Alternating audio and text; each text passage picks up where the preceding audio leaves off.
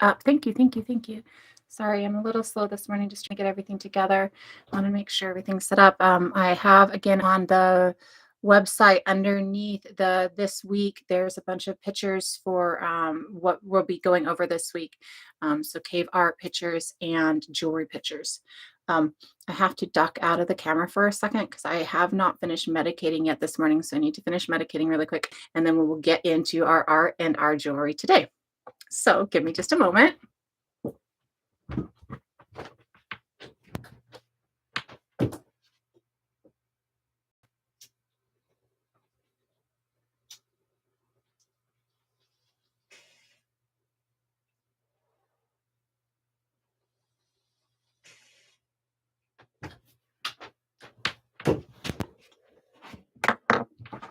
Apologies. So this morning, the stuff that I really want to go over, again, we're over on YouTube as well. I am still streaming on the old channel on YouTube until I can get more people transferred over and can go live on the new channel. And I'm starting to figure out how to set up a podcast. And so I should be able to podcast it soon. The book is out if you have not known. It is on the Widda Ord site. It is also on Amazon. It is in Widda Ord, A Right to Life. And it they wouldn't let me set it for free for sale, so it's 99 cents, which is the lowest they would let me go. It is on unlimited for Kindle, and I'm looking for different ways to be able to publish it that are free publications so that you can actually get it for free. And if you do go and read it and buy it, please, even if you don't buy it, but even if you read the sample, leave a review because it'll help it boost, and I would appreciate that. Again, if you don't know and you're just coming in, I am not here for followers, not here for the money, and I'm not here for the influence. I have a message and I want you to hear it. And I don't want you to hear it and go, oh my God, let's follow Widda, fucking start a cult shit. That's not it either. I think that we're better than this. And I think that the only way to get to a space where we're happy and we're not all seriously depressed, because most of us are seriously depressed, and we're not all dying and starving, and we are not killing ourselves as a species, is to return to who we have been in the past. Because for a very long time, about 290,000 years, we were a very mixed, very, intermixed group. We had a lot of other species we even lived with and created families with. And if we can return to that environmental niche that Homo sapien was developed for, in that return to that environmental niche, we can end what we're doing to our planet, stop the destruction that we're causing. Climate change happens, and I'm not going to say it doesn't, but stop the destruction that we are causing, because we're also causing climate destruction, not just climate change. And we can also get to a space where we don't have high rates of unaliving in young men, and we don't have serious depression in all of our society. And so that's what I talk about and what I'm doing. But if I can boost that message, the more I can boost that message, the better I feel that it will be. And again, that's probably got its own egotism in it and everything else. I just, tired, and I want to feel safe again, right? And I know so many others do. So I'm teaching different things, and that's what Right to Life is on. And that's also what the Neanderthal and the base of teaching about paleoanthropology is. Because if we can find that we were living with Neanderthal, that what we consider primitive is not actually primitive, if we can find that homology, we can have a greater understanding of ourselves and have a greater way to move forward. So what we're going to talk about today is art and jewelry in Neanderthal. And for me, art and jewelry are extremely significant on a lot of levels. For most paleoanthropological thought process, we see burial, jewelry, and art as that translation from ancient hominin to human, right?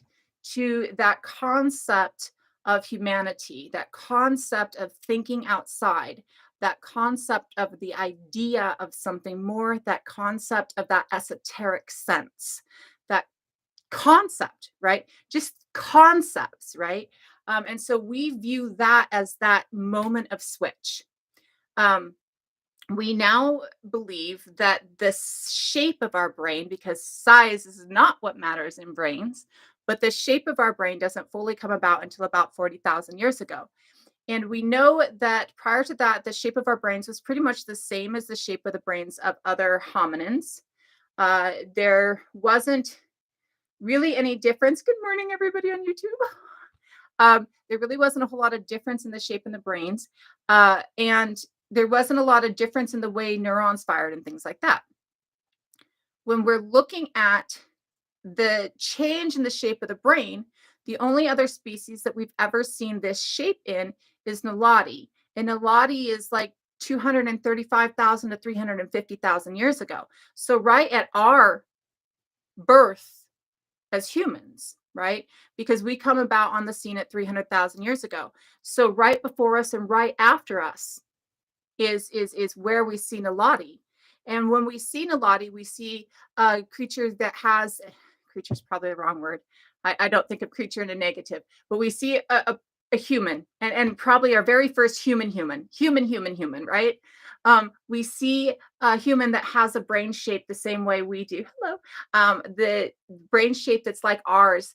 And we see our first evidences of burial.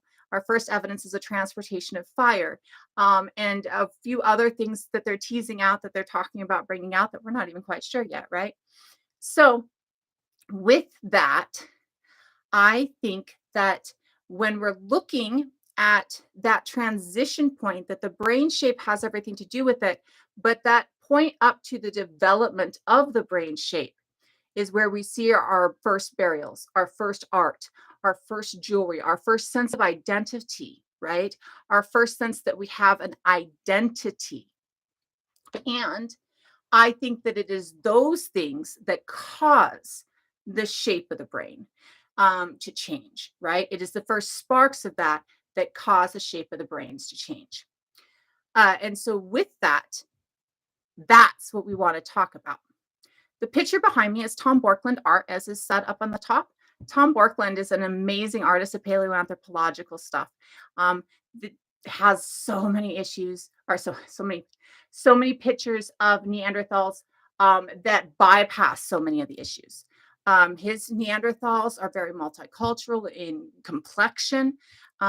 And you can see he's also one of the first people to show us lighter skinned Neanderthals, which we now know that Neanderthals are the first hominins or Homo to have lighter skin. And again, I always like to double down that this idea of lighter skin is lighter. It's not Nordic. Everybody wants to think white as Nordic, and everybody wants to think light skin as Nordic. Nordic is only about 2,000 years old. And so we're going to see that the Neanderthal have a lighter skin tone, but probably darker than mine. You know, mine would be your lightest, right? Oh, thank you for pointing that out. Let me fix that. I apologize. I did not know it was backwards. Thank you, thank you, thank you. I found this image on Instagram. Tom Borkland is on Instagram. My link tree is kind of jacked up, and I'm migrating everything over to my website, and I don't know if I have the tools. In fact, I don't believe I have tools up on the website. I will make sure I get those up because I need to make sure that you have access to the originals. But there will be there's a tool page that will have him and Kenneth's image and the space where you can see the 3D skulls, right? Where you can manipulate the skulls around so you can see like inside the skulls and see the sinus cavities and different things like that. And there's one other artist that I want to put in there that I can't remember the name of right now, or can't remember which one I'm trying to pull right now. But Tom Borkland does Neanderthals and paleo humans, so paleo sapiens as well. I don't think I've seen any erectus art with him. His Venus of Wollendorf is gorgeous. She's dark beautifully dark, and her features are, I mean, just spot on for the statuette. And the hair is done as cowrie shells in braids, and it's just like an amazing picture, and very, very much like what that head would have been, modeled after, considering what Homo sapien was in the area at the time, right? So when we're talking today, what we're talking about though is Neanderthal, and we're talking about that shift in Neanderthal. I think that if Neanderthal had stayed around, so if we got our brain like this about 30 to 40,000 years ago, and Neanderthal and us were growing alongside each other and had been for at least 110,000 years for this point, right? Because we spent 100,000 years in the Levant before 50,000 years ago. And their changes in their perceptions are things like burials and cave art and jewelry, that esoteric, that conceptual outlet outside, or concept of outside. This predates the brain shape, and in predating the brain shape gives evidence to the idea that the brain shape comes from it, right? But they died off at the same time that the brain shape finalizes for us. So I think that when we take a deeper look at that, it might be something where we find that that brain shape thought process, as it's morphing, would have morphed with Neanderthals as well. And that it is, in fact, our actions that are shaping our brains, and not our brains that are shaping our actions, right? Um, so that would be a really cool way to take a look through, or something to take a look through at. Uh, I have a bunch of images on the computer. I also have on Widda Ord, under this week, many of these images. Some of them wouldn't embed on the site, so they're not on the site, but many of these images. And I want to start with the cave art. And the reason that I want to start with the cave art is because today we're going to work on something just a little bit different. Today we're going to talk about this in a different perspective. First, I want you to put yourself in the place of the person behind me on the screen. You can adjust a few things about yourself if it feels comfortable, but I want you to feel that sense of self and that sense of body. You have just finished skinning this deer for the day. The light is going down, as you can see in the background, and it is starting to become a little bit more, that time of day. It's a little bit chilly, but not much, right? And you have 2 or 3 other people with you, right? They probably don't look exactly like you. They have maybe one is a Homo sapien completely, right? And there's probably a couple of half Homo sapien, half Neanderthal, which is what you are. There might be a couple of Denisovians in the mix. There might even be a couple of Erectus, because we know Erectus is living to 170,000 years. Though at this point, we're looking at probably not. So no on the Erectus, but definitely the Denisovian, and definitely the Neanderthal, and definitely the Homo sapien, all in your band. You're out hunting together, right? And then you decide to go home and take your kill with you, okay? The moisture in the air as you breathe. And I'm going to do this with you. I'm going to invite you to close your eyes and just sit in your space for a second. Acknowledge the sounds that you hear outside of you. Shut out any that are kind of intrusive to the thought process, right? Acknowledge them and then dismiss them. Take a couple deep breaths.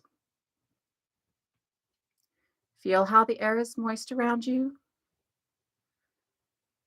I don't want to totally ASMR this thing, and I know that I can. And put yourself,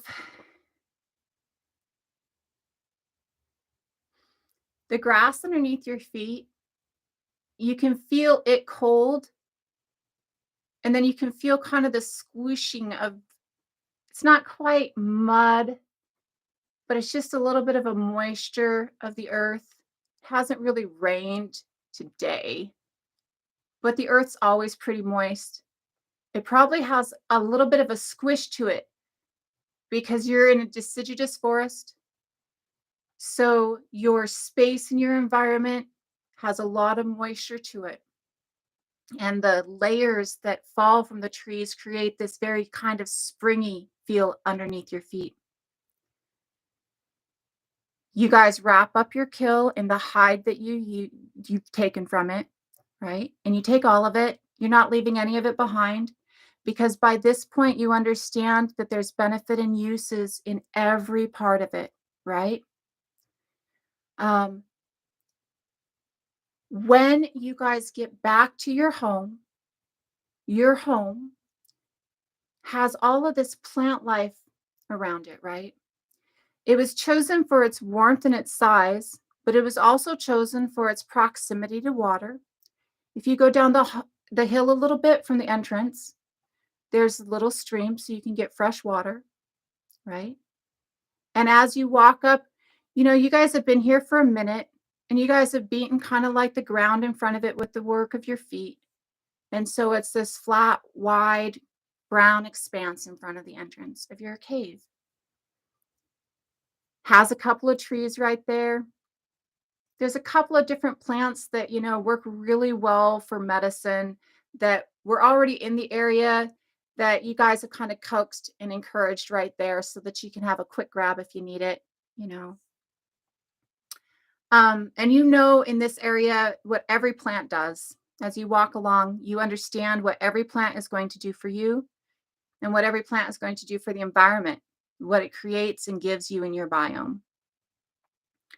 And so when you walk into your cave, it's dark except for the light of a few fires, and you've got a couple going in there so that you can maintain light throughout the cave and you can give it some warmth, right?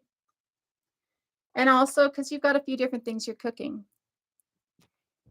And these are the walls that you see. These are the things around you.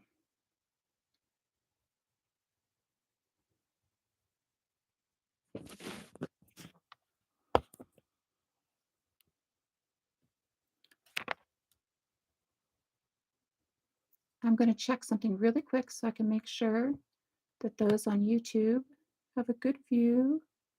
It is a little bit of an upward. I'm sorry. Let me try it in a little bit of a different way for that. The variation of the stone itself has this gorgeous beauty to it. There's these rich oranges and these stark whites,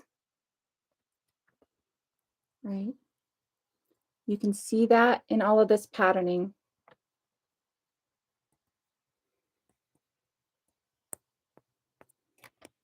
And you can see that these have different levels on them of stone. Like some of these are receded back into the wall. There's different shapes to all of these stones. And this different shape to all of these stones,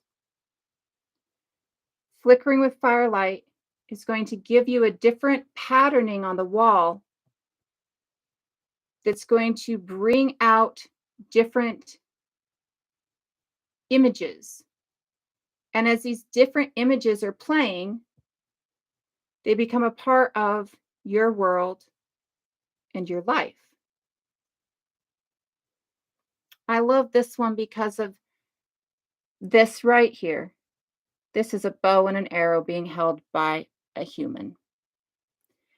And this right here to me looks almost like a drawing of a recurved bow. Look at this right here, right? They do look animated in the light and they flicker. This is a tale of a hunt.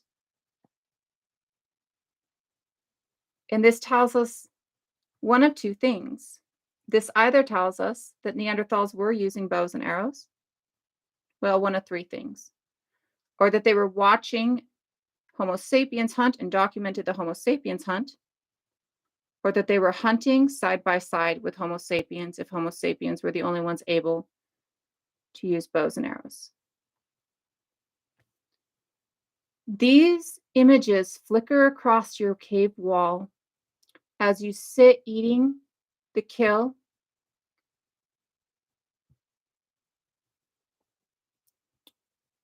Across your cave wall are these billowing skies of play, of light and stone, and you decorate them. You work with them. You create with them.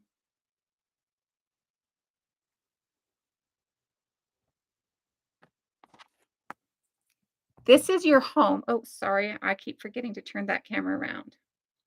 This is your home. It's where you live, it's where you create, it's where you are, right? This gives you this constant feeling of warmth and safety as it flickers around you. This image I really enjoy because you can see the different colors. I'm going to show you guys off of, did I pull it up? No, I got it over there only. So you're going to have to look at TikTok for a hot second to see this. But you can see there's a handprint here in the background. But see this deep reds and these deep oranges right here. These things, as you're sitting around the fire, eating with your family, this meat that you have just killed today, right? As you are taking in and imbibing of this being that you know, understood as another being like you and understood as a part of you, that you just went out with your family today and added to your diet so that you could survive, because that's what survival is. It's that circle of life. We're meant to eat meat. That's how our bodies were developed, right? So as you partake in this ritual of this cycle of life, right? You don't think of it as ritual, but it is. It is that understanding of that mixture of that energy, that understanding of that being of a part. And then you take that and mix that with this development of understanding of something else. Not only am I a part of this, but there's something else. What do they make the pigments for the paint or art medium? This is all done in ochre and charcoal, ochre and charcoal. So the only paint that you're seeing on these walls is in red and black. And it's very little black to my understanding and what I have seen of Neanderthal cave art. It is mostly ochre. And we also see with Neanderthal cave art and Neanderthal jewelry that ochre is used a lot more than charcoal. We do not see a use of charcoal. Let me try this. This is a recreation of this piece on that wall.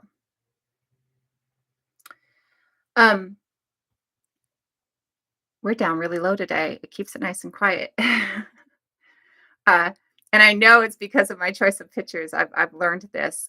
There's certain things that actually seem to draw a lot more in.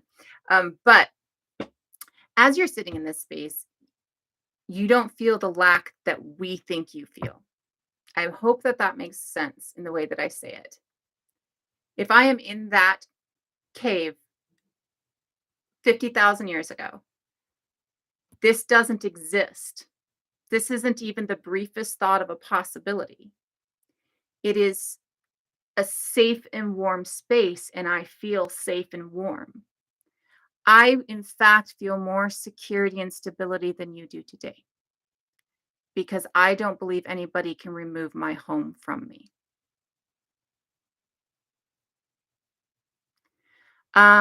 Ochre is made, so ochre itself is like an element, like a chalk element. It's not made from, let me see. I know I don't think I have a picture up. Oh, it's an earth element. It's like it's basically like clay. Um,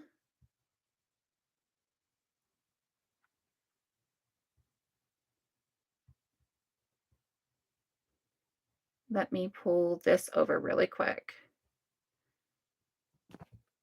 It's clay, yeah. So, this is ochre. And hold on just a second on the other camera and I'll pull it over.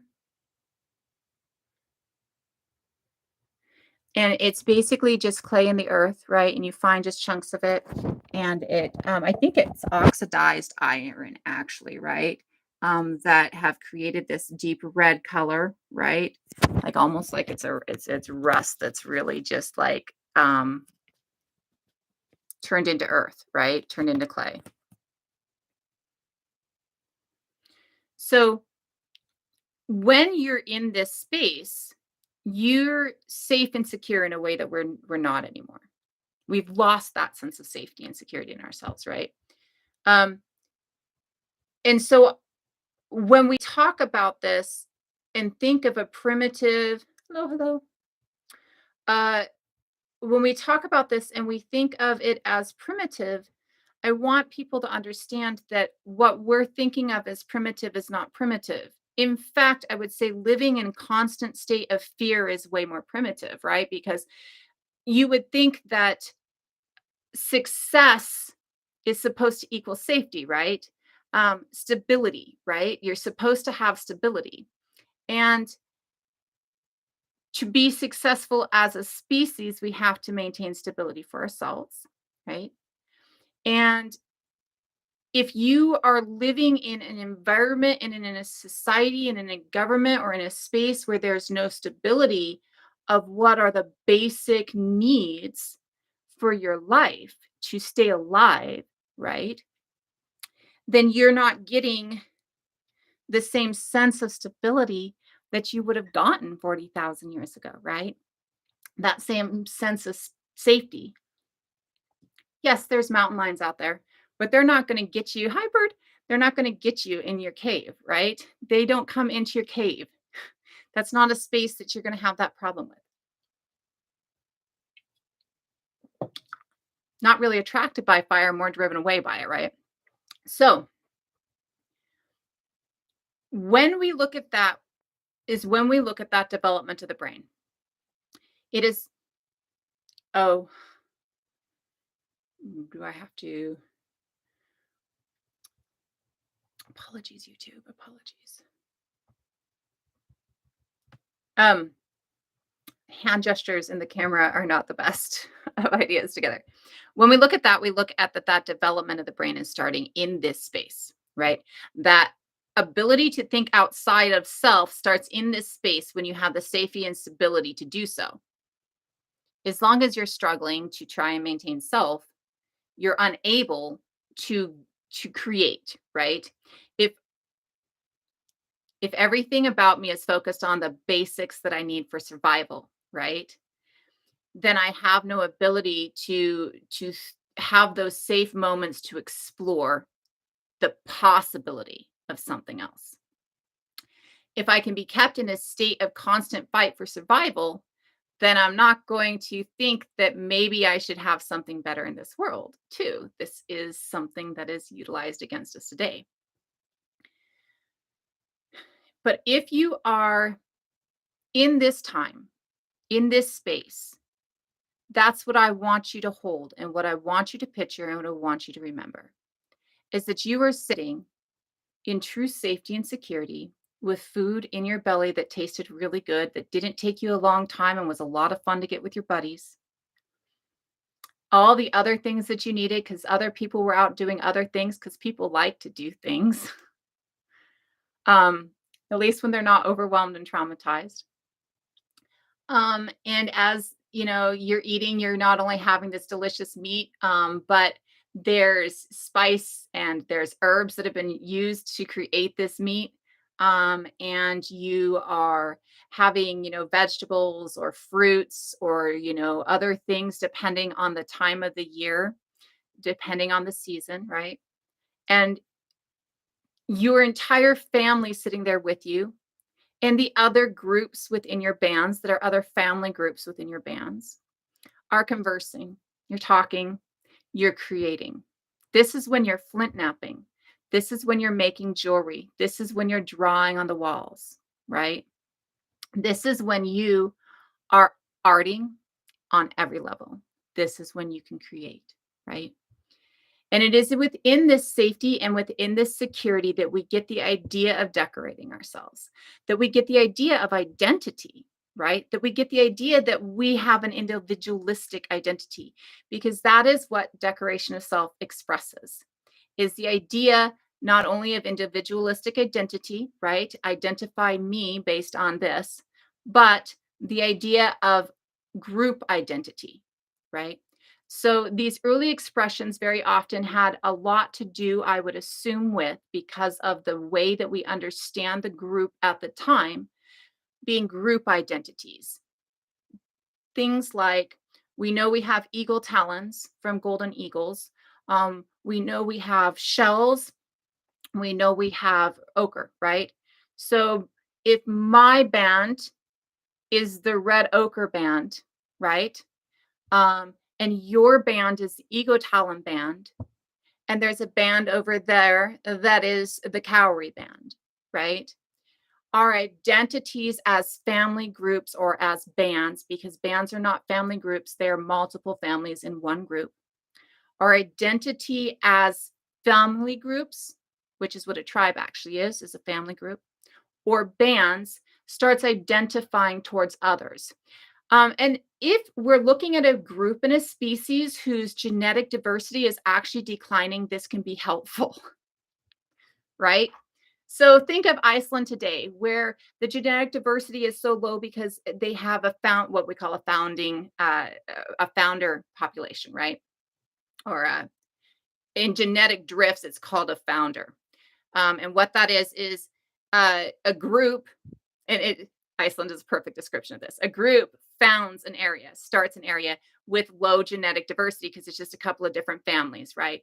And so as they grow as a group, they don't get a lot of outside genetic diversity, and so they start to become all the same families. Everybody's cousin. So in Iceland, they have like apps that you can use to keep track. You have to register every marriage so that they can, and you have to go in beforehand. Like you're supposed to go in when you like start dating, right? Or looking at having kids, because you go in and you have to track through all the different lines to make sure that this isn't your cousin, right? So if you're in a group where there's a low genetic diversity, which we know is true of Neanderthals at this time, then you're going to want to start identifying that you're a different family line than my family line, so that we might be able to be having children with less inbreeding, right? Like that there might be a little bit more genetic diversity within our children, right? And so we absolutely can see that this is an identification of family lines, maybe an identification of bands, maybe, or an identification of individuality. Though we don't see a lot of evidence for individuality until much later, even in Homo sapiens, right? Individuality is like a couple hundred years. Really, individuality is such a new concept. But we see that this being within your space, in this safety, in this firelight that's flickering along your beautifully arted walls, right?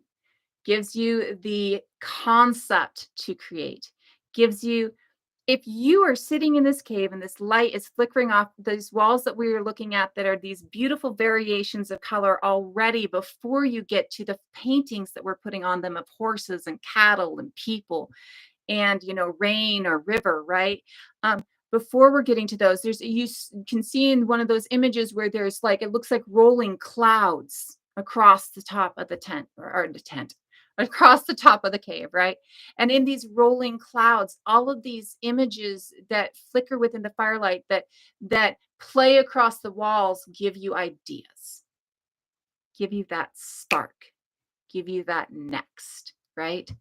And so this is where we can see creation of jewelry, creation of art really starts to play. When we're looking at a lot of the early art that's just marks on things, you can see that a lot of it has to do with chevrons or hills, right? And this makes sense because if you are, or angles, this makes sense because if you are carving into something, Carving a straight line is the easiest method, right? It's a little bit harder to carve a curve into something, right? And it also makes sense if you're looking in your cave, you're seeing a lot of these angulars, right? Even in the rolling clouds across the top of the wall, you're still seeing some angulars going, right? So, in all of the different angulars, you're seeing patterning.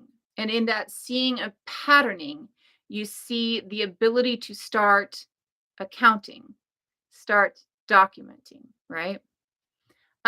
So what we're going to show next is going to be the jewelry. But before we get to that point, and it's been a really small live, which means that I haven't had to turn off the comments. So everybody's had the possibility and I haven't seen. So this might not be needed. But before I get to that point, I want to open it up um, to uh,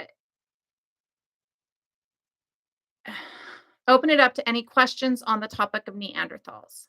And I do want to make sure that we're keeping the conversation as close to the topics that we're talking on, because otherwise it can be extremely distracting for other individuals who are working on a specific thought process in mind.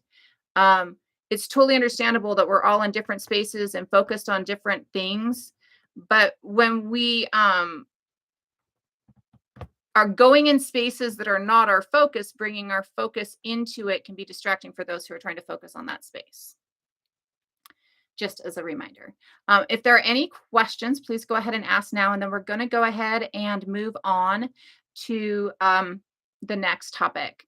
So if your comment is filtered, it means that you either brought up a deity in a specific name, or you said singular words or just flat out called me a liar. You can actually say that you disagree with something. That's totally welcome. I ask that you tell me why you disagree. Like, don't just say I'm a liar, because I'm showing you pictures, dude. Like, so don't just say that I'm lying, right? Tell me why you disagree, what it is that you believe is incorrect, and why you believe it's incorrect. Like, I don't think that that's the correct number on age for those because I've seen dating that states this, right?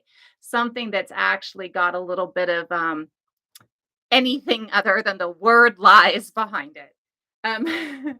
So as we move forward, um, I will make sure and give time again.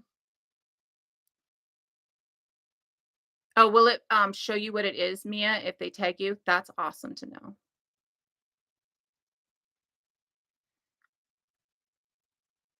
It is a really low live this morning. I don't think we've seen numbers this low in a hot minute. And I'm no longer on an account warning. I thought that would have meant I was off the shadow band. That's cool. I could try restarting. I'm okay, right? I mean, I don't mind when it's low. Um, I'm okay. Like, it's not like it's great when a live gets up into numbers because it gets more people listening. But at the same point, it can get so trolly and so nasty that it can't be an interaction. Okay. Well, we could. Um,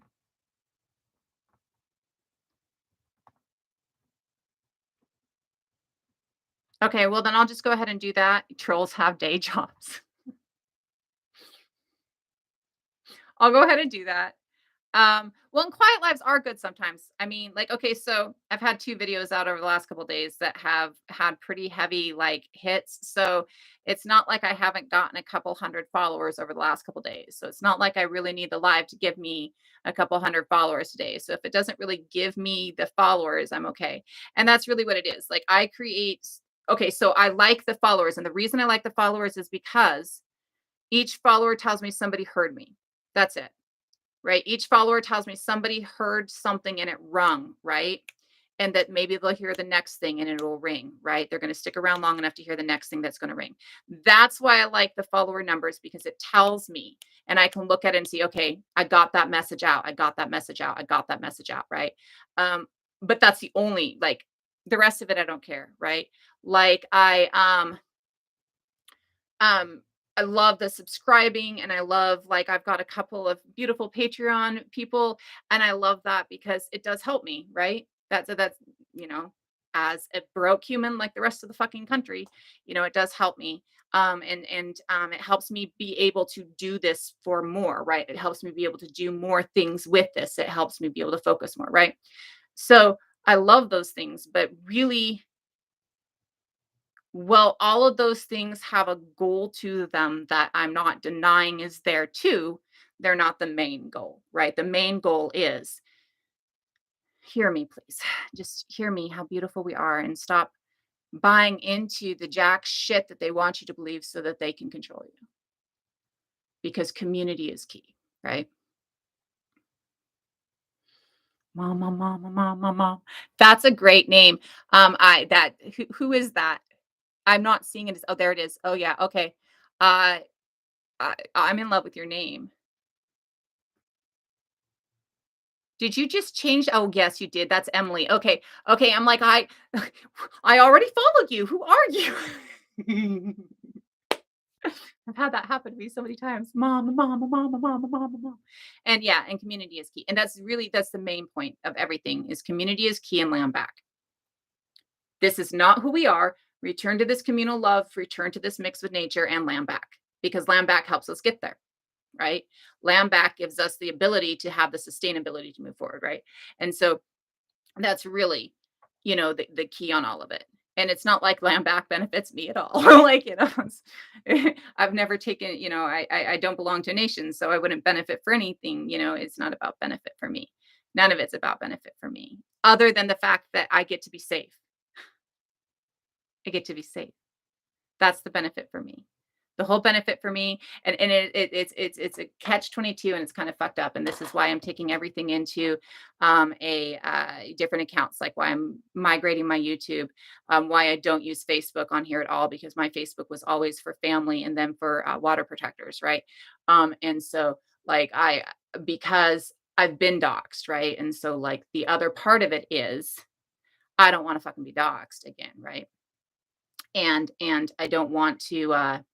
I know it's going to happen, and so I know, because, and the reason I know it's going to happen, and I didn't think that it would come out like that, but having watched what has happened in the first few months of me doing this, it took me a hot minute. I graduated from school, and I took a bachelor's degree in 2 years.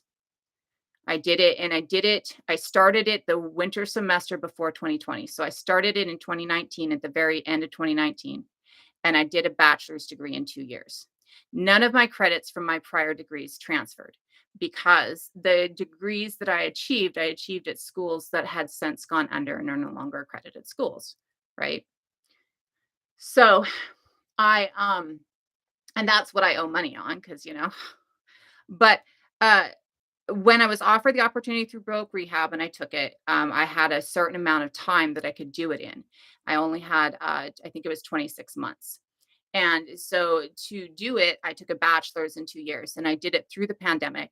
And I couldn't breathe when George Floyd happened. I could not breathe. I know too much history. I have, from the moment I saw that, went, that's the Salem witch trials. That's a slow press.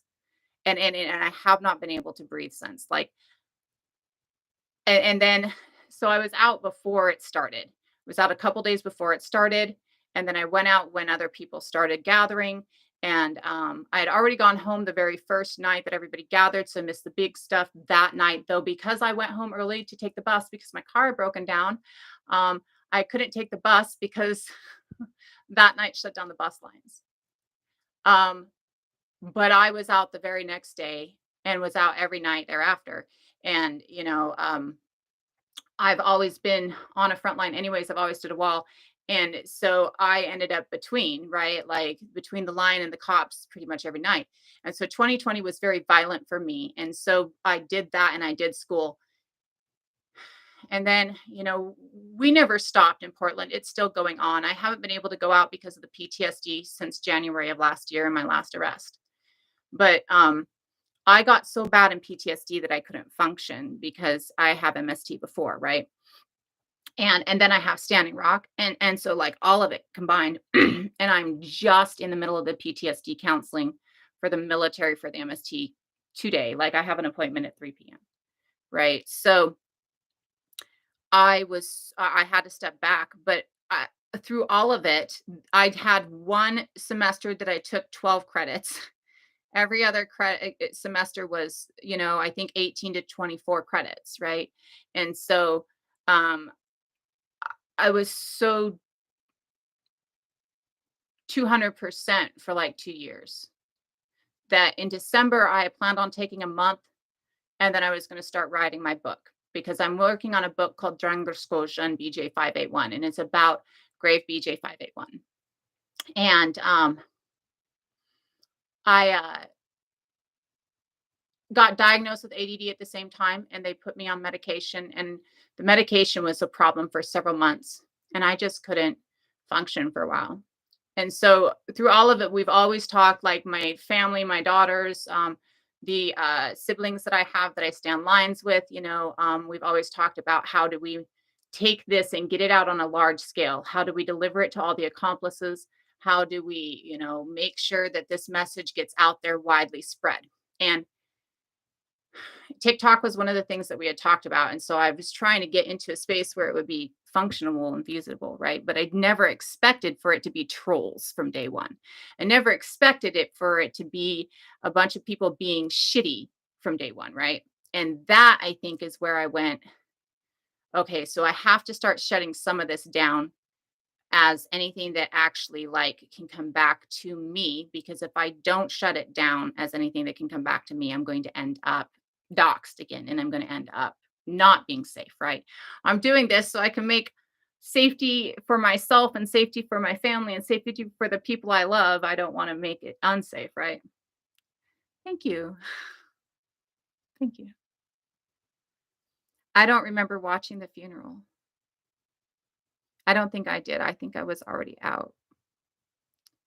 Like, I was doing school during the day, and, like, I would get out of school and I would hit the streets, basically. And so I don't think I watched or did anything. I just was gone. But yeah, there was just so much going on. Besides landback.org, what are some other 501c landback orgs out there? Landback.org is the only one I really know about. Um, I don't do a whole lot of organization work. I typically do work just with comradeship, right? Like, oh, okay, that makes total sense, Bird. Totally sorry, I misunderstood what you were saying. Um, but yeah, I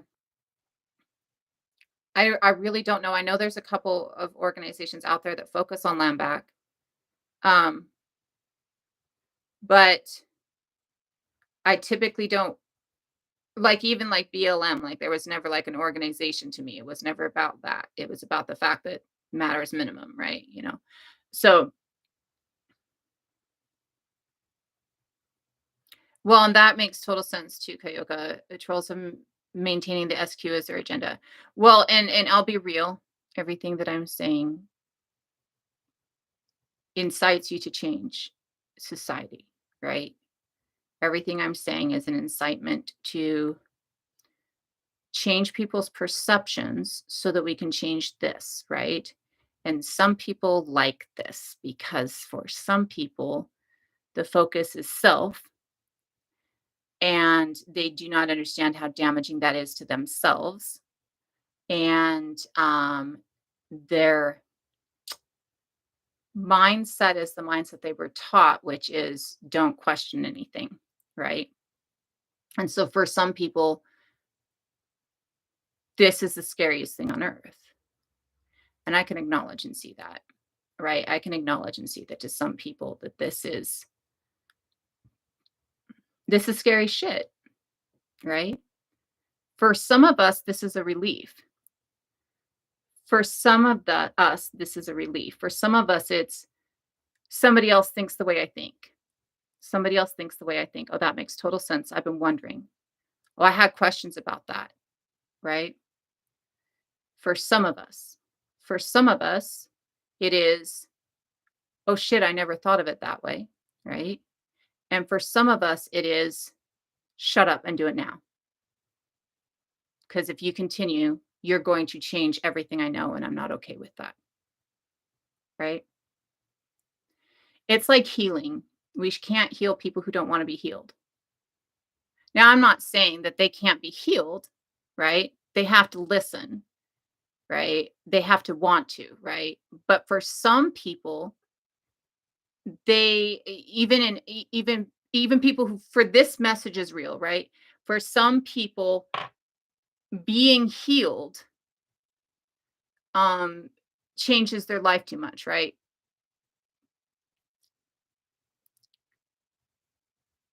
If, say, you are on disability, and this is not me, I've had people in my past who I have seen this happen with. Um, my ex, my ex was TDRL, which means temporary duty retirement list, and that's how he was put out of the military. And with that, he automatically went into money. They gave him retirement pay, and then they put him on VA. And when they put him on VA, they put him on VA at 60%. Um, and he, um, tried everything he could. He has RSD. They've changed the name of it, but it's reflex sympathetic nerve disorder. So he couldn't use part of one of his hands. And so he did everything that he could to maintain usage and to not let it go further, right? And to try and heal it. And when the military decided that it was healed enough, they dropped his percentage, right? And now he's trying to up his percentage again, right? I went in a couple years ago to try and up one of my two of my percentages. I tried to up the PTSD because it really needs to go up. I can't work because of the PTSD. And I tried to up the back because that's another thing. Well, they looked at something else and decided that that wasn't there anymore, which it is. And I have all the evidence and all the proof. And so they decided to drop me down. And I had to fight and show them, no, no, no, no, no, that is there. You weren't even supposed to be evaluating it, and you didn't evaluate it right. But I had to fight to maintain that. And if I had dropped and it was a 10%, it would have dropped my 70 to 60. And if I dropped my 70 to 60, at 70, you get full medical benefits. Like, I don't have to have insurance, but at 60, you do not, right? So it would have dropped all of my medical benefits. All because somebody who didn't know what they were doing was looking at the wrong thing, right? So with this, we see that for some people, healing them can actually damage them, right?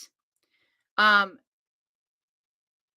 because really, honestly, if you heal, if the 10% is gone, and I have healed that part, though, the 10% is literally for radicular neuropathy, which is not radial neuropathy, but full body neuropathy, right? If you drop that down and decide that I can work, even though my body still isn't allowing me to work, now you've decided that I have to work. So you've thrown me out of my ability to sustain myself, right? So you can see where for some people, healing is actually detrimental. So when we talk about these messages, I understand and I see that this is healing. And for some people, healing is detrimental and they are not ready for this message. And well, that sucks, right? And well, in the end, it will suck for them, right? Um, all I can do is continue to try and to do it in as loving as a manner as I can, because sometimes it's really hard, right? Everybody's like, you're so patient. And I'm like, I don't want to be, and I don't feel like it, right? Um, but, you know, yeah, inhumane inauthority is the leading fear of healing. Well, and I would say that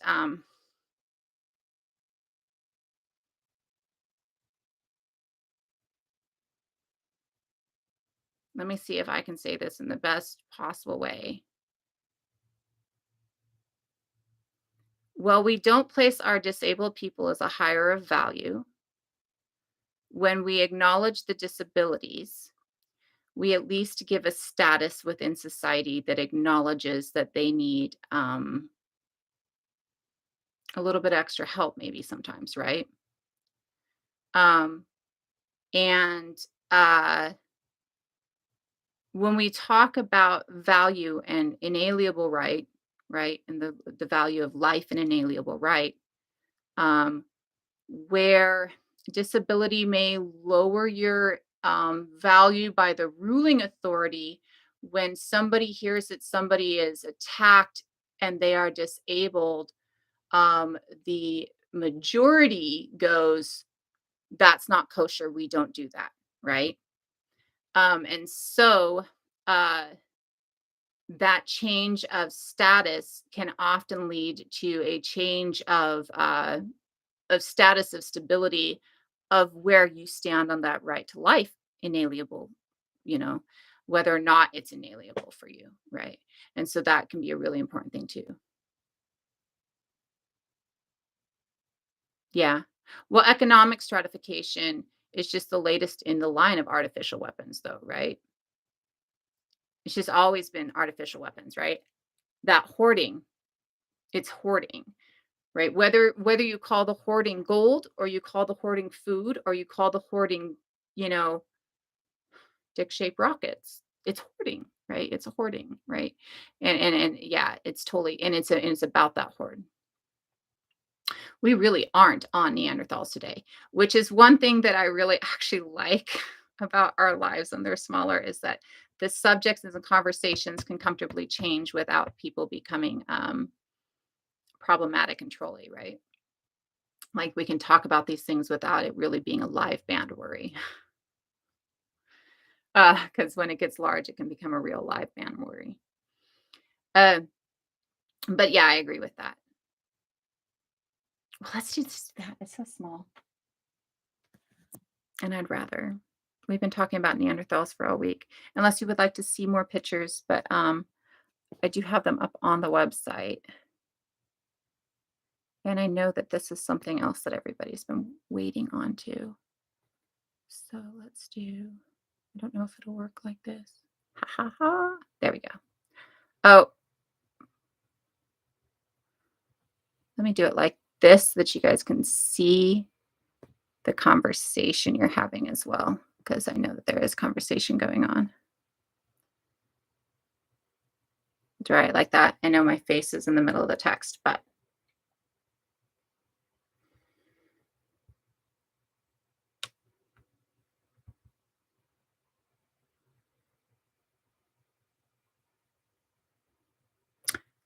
yeah, I looked at it a little bit. They don't have a whole lot out on it yet, but all the evidence I think, Ducray, I think that that is evidence of writing. I think that, but I also think were you hearing the, so let me show this before we move on, actually, or before we go into this, let me show this actually, because I think that this really ties into something else that came out. So if you don't if you're not aware currently, there was a find by a amateur, not even archaeologist or anthropologist, just an amateur.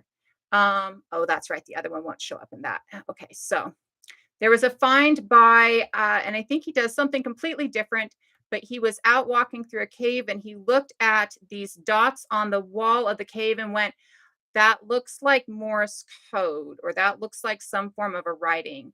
And so, taking a look at it, it's been studied now, and there is this idea that this is absolutely Homo sapien early writing.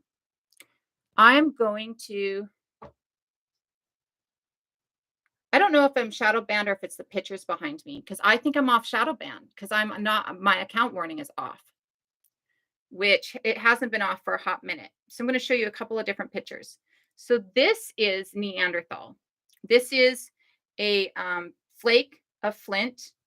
You can see where it's been flaked off. And somebody took, this is usually on the outside of flint and stuff and different stones, right? It's cortex, basically. I think cortex is the right word. Maybe it's not. I can't remember. It's either surface or cortex. Anyways, so this stuff across the top of it is just the part of the stone. You got to crack through that to get to the flint, right? This here, this is Neanderthal work. They've decided that they think this is an early form of symbolic writing.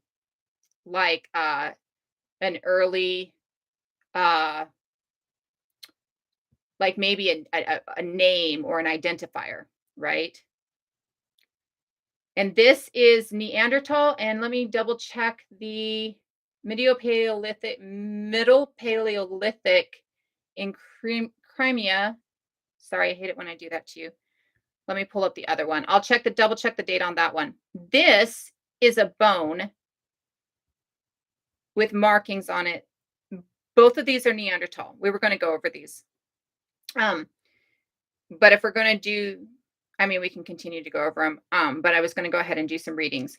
So this is a bone that they have found, and this is deliberate markings on the bone. Now you see that this down here, and I'm sorry if you're over on YouTube and you're not seeing this. Is there anybody over there that's just over on YouTube? Sorry, now you get to see me on YouTube. Isn't that joyful? Okay, let me pull this down. So this is, thank you, Mom. This is here, see these tiny little scratch marks? This is the mark of removing the meat from the bone, right? And you can see like this one's even in a straight line, but these are little cuts from when you're removing the meat from the bone. So you can actually see the difference in the removal of meat from the bone, right? And these deliberate markings, right? And these deliberate markings look like they're grouped, right? This looks like 4.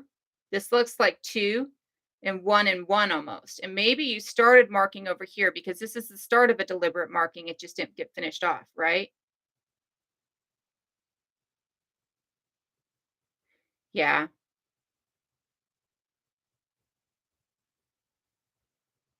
One, I do think it has to do with the trolls too. Though we haven't turned off comments. It could be, or my thought process is a counting of I've got 4 sheep and I've got 2 trees, stuff like that. And so that's what I think it is. I think it's a marking of numbers, right? The other one I think is it's 35. Yeah, it's 35,000 years ago for this one. And this one I think has to do with marking this I think is like identity. So I think that we're getting absolutely the uh, knowledge, the ability for writing, um, way earlier than we think. The one that I saw where they have the picture for the Homo sapien is like 4 little dashes underneath a bison or a auroch probably. And to me it's kind of like counting, right? Like it's 4 marks. I have 4 of these. Like here's the picture of the animal and I have 4 marks underneath to count how many I've had, right? Maybe I'm trying to make sure that I can see, but we have the other stuff in the background. Maybe it is and that would probably be it, Prof. Bolo.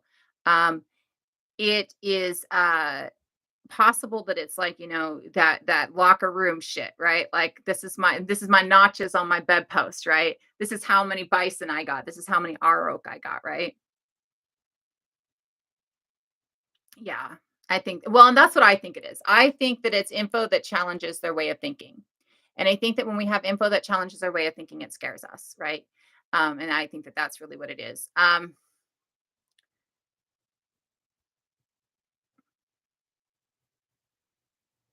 Notching sticks, yeah, and we've been using notching sticks to keep track of cycles for generations on generations on generations.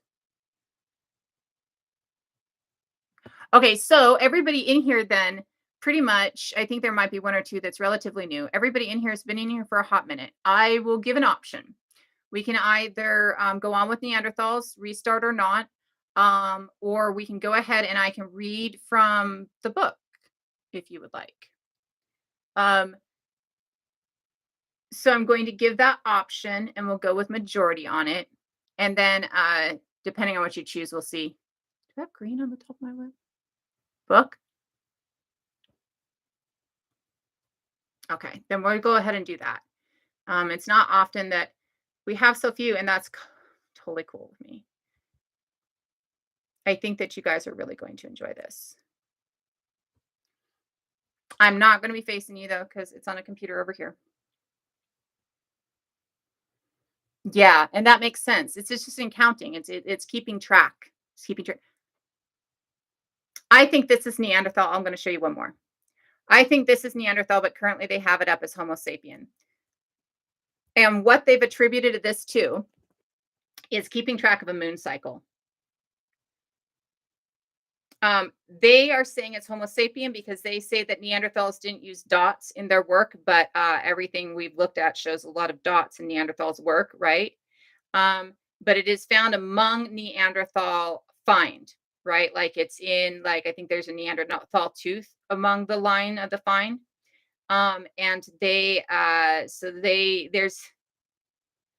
I don't know what evidence they have as Homo sapien other than the thought process that Neanderthals couldn't do dots in their artwork, but everything has dots in Neanderthal artwork.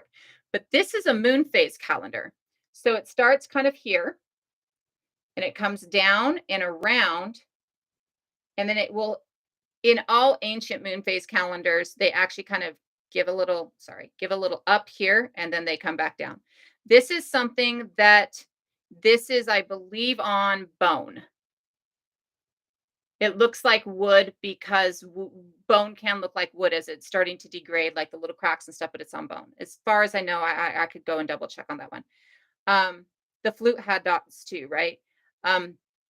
But that moon phase, that's as old, well, obviously, this is 35,000 years ago.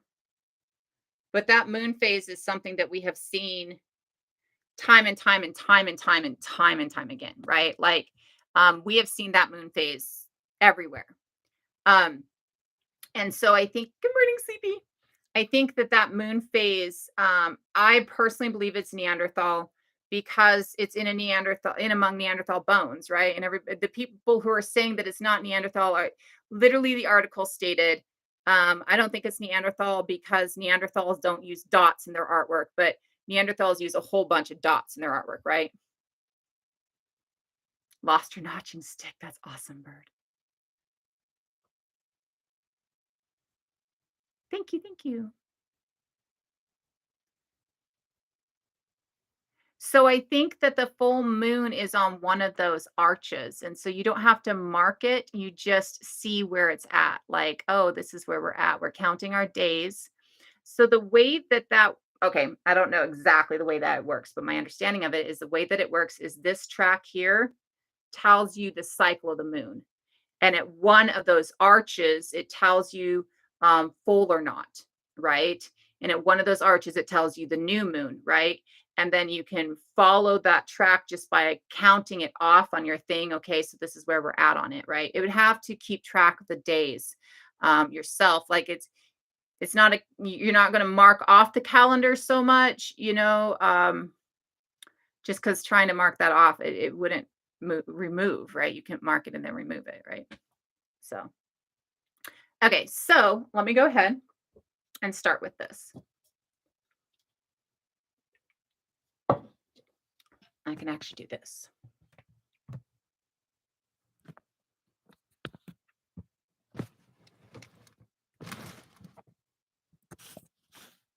There we go. Have a great one, Farrell. Let's see if I can do that. Okay. Inalienable rights come with inalienable responsibilities. I cannot expect another to uphold my right to life if I do not uphold theirs. It is a simple, innate concept with a natural consequence. Why would you have my back if you think I will stab you in yours? Will you stand guard? How is this beneficial to a species whole when the biological drive is not to replicate self but to propagate species? Yet Western thought seems to ignore this and think it can place value on life based on what can be exploited out of it. Using an arbitrary equals based on random choice or personal whim set by a ruling class scale, it weighs the value of your life in a system designed to wring you dry for the benefit of a dark triad supreme class. Dark triad equals Machiavellianism, psychopathy, and narcissism, all lacking the ability to feel or care how their actions affect even their own children. Only the actions serve a self that think it is superior. I'm going to pause here, and as I go in further, just so that it is seen if somebody comes in later and reports this, that I am reading a published book, and there is a content warning on this book of the mention of violence, but not just too deep of a description of violence. And the language in this book is R-rated. But it is all educational content, and everything stated, again, is from a book published, and it is educational content. This class values a lack of empathy and emotion, viewing this lack as the pinnacle of human nature, dominant, controlling, and in charge. Alpha does not exist in the wild. It exists in captivity to provide care for one's band, non-familial group, when imprisoned by a predator, allowing those who display these traits, alpha, to enter their class because they see them as equal or human, while valuing all other life as less than human and therefore exploitable. Deciding if your life is an inalienable right based on a scale that they have actualized to serve themselves. Thank you. Actualized using a very inhumane, cruel set of morals and values based on their very narrow, monolithic view of human perfection. They rate human life as equal or prey. In this main character view of the rest of the world as property to exploit, this ruling class has perfected twisting your perception based on othering to remove certain beings' right to life. This twisting of your perception was to support the experiment of stratification, and it is the only part that works. We see it from the start of Western agriculture 10,000 years ago in a city called Angazal in Jordan, when our first man-made biome destruction starts human-caused climate destruction. Having ownership and control of land takes away an indigenous biome's right to life, and thus the earth becomes one of the first beings that we see this inalienable right removed from, not due to natural order, but due to dark triad traits. The circle of life kills for continuance all the time. I am not telling you to stop eating meat. It is even beneficial for grasslands to burn for regrowth. When you couple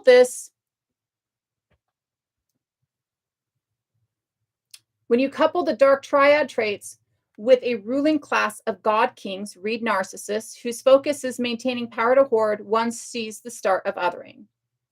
The first god kings maintain their armies from the food you supply and they hoard, due to traumatic and abandoned childhoods where they developed the fantasy they had a deity parent, wrapping their entire worth in this concept.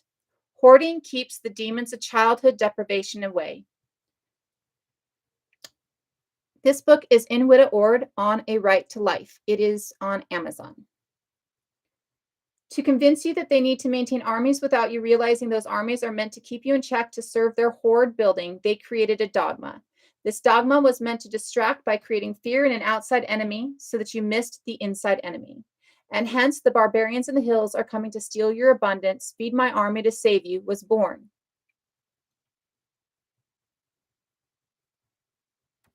Over 10,000 years, the barbarians on the hills have stuck. But added to the reasons for othering are nationalism, roughly 6,000 years ago, that other city isn't like you and it wants your wealth. Gender, 3,000 years ago with the Greeks, who would rather be intimate with preteen boys than women because women are broken men and have thoughts of their own that can't be controlled, unlike preteen boys. Religion, 1,600 years ago, when Christianity was appropriated from the Judaic people by Rome in 400 CE, who'd already appropriated gender othering from the Greeks. Constantine used a monodeity to become sole emperor, making all other religions sin and eradicating science and medicine as questioning God.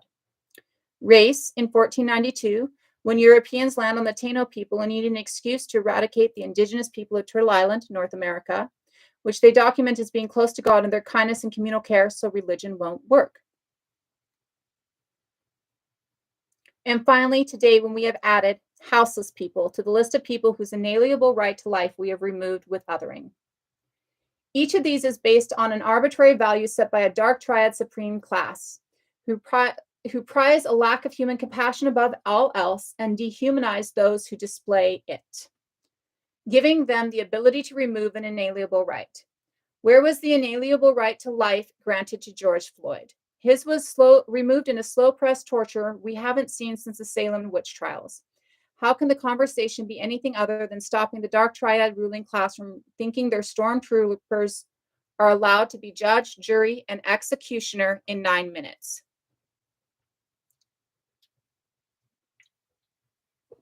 If you have bought it and read it, do me a favor and leave a review on it. I'm hoping to get a bunch of reviews on it, and I'm hoping that will boost it. Giving one person with a penchant for killing Black and brown people the ability to make George his fourth victim. 4 men whose right to life was removed by a serial killer still granted his own life. Where is the inalienable right to life in a government that creates anti-abortion laws that kill women for the sake of his electrical pulses in cells that have no heart to beat, while being pro-eugenics via forced hysterectomy of indigenous people? How can you guarantee your own right to life without guaranteeing that right cannot be removed based on an arbitrary value? What happens the moment that value changes and you are no longer one of the valued? I would posit from my observations in a broad range of people who follow Western thought that the greatest fear, and that which affects all of their action and reaction, is the knowledge that an arbitrary value can be changed on a whim. Deep inside, we know that when the corresponding responsibility to uphold another's right to life is ignored, the right is no longer inalienable and can be removed if a being is found lacking in value. More importantly, if that scale of value is randomly set by a group whose entire ethic is exploitation, your right to life stands on shaky ground. Innately, you know it. Innately, you fear it. Your life has value in existence alone.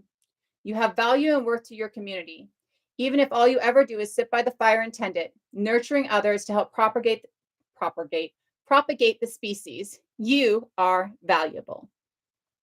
Life is defined in the Bible as beginning at first breath. Genesis 2:7. Job 33:4 states, "The breath of the Almighty gives me life." Ezekiel 37:5 and 6 also states this. And in Exodus 21:22, it says that if a man causes a miscarriage, he shall be fined, but if the mother dies, he should be put to death, placing a fetus in the category of unliving beings without the right to life that the mother has. I am not biblical. That is for those who are. Dictionaries describe life in the following phrases. Distinguishes animals and plants from inorganic matter, Oxford. Any system capable of performing functions such as eating, metabolizing, excreting, breathing, moving, growing, reproducing, and responding to external stimuli, Britannica. And the quality that distinguishes a vital and functional being from a dead body, Merriam-Webster. The specific phase of earthly existence that the right to life refers to defines it as a period from birth to death in all dictionaries. Leading biological scientists say life could be defined as a self-sustaining chemical system, i.e., one that turns resources into its own building blocks, that is capable of undergoing Darwinian evolution. Such a definition of life implies that autotrophic organisms, such as cyanobacteria and plants, are clearly alive. The common thread in all of these things is that to be alive, you must function as an organism. An organism is homeostatic, equaling self-regulating process to maintain stability for survival, seen here as self-regulating and vital. It requires access to the basics it needs to maintain homeostasis. To sustain all life on this planet, 4 things are needed: air, water, food, and space. Space. Western thought seems to view Earth as a place of exile, to bleed dry in their quest for an afterlife. Western science is starting to understand that many indigenous people around the globe have long been saying, that the human function in the biome of the planet is tending to the homeostasis of the planet, meaning tending to the balance of this planet and all other elements of that biome that create the homeostasis of Earth. These elements are all the beings, plants, and animals within that biome. For all beings, that biome represents space for habitat. That biome, as a whole, is its own being, only surviving if homeostasis is met.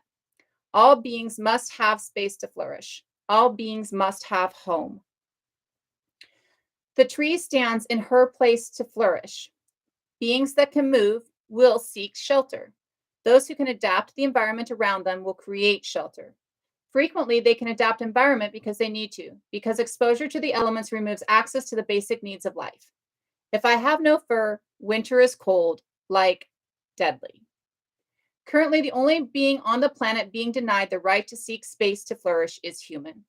While we are absolutely removing and destroying space to flourish for other species, we are not denying the right of movement to a new space to other species, only to humans. Western thought makes enemies of the houseless it creates, maintains, and further compounds. It is the Western ethic or belief system that everything, including you, should be exploited for all it's worth. When it considers you to have been played out, your unremovable rights become removable.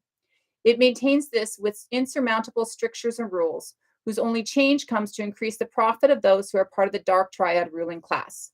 This creates a space in which an intended structure and cycle makes and keeps people houseless. Starting with the requirement that one must make 3 times the cost of housing to get into a rental. Yet nowhere in the United States is the minimum wage 3 times the cost of basic living space. And no government structures put in place supposedly to help us actually help those in our society who are truly in need, because they are all intent and focused on one thing: ensuring the landlords are granted their non-right to exploit and hoard.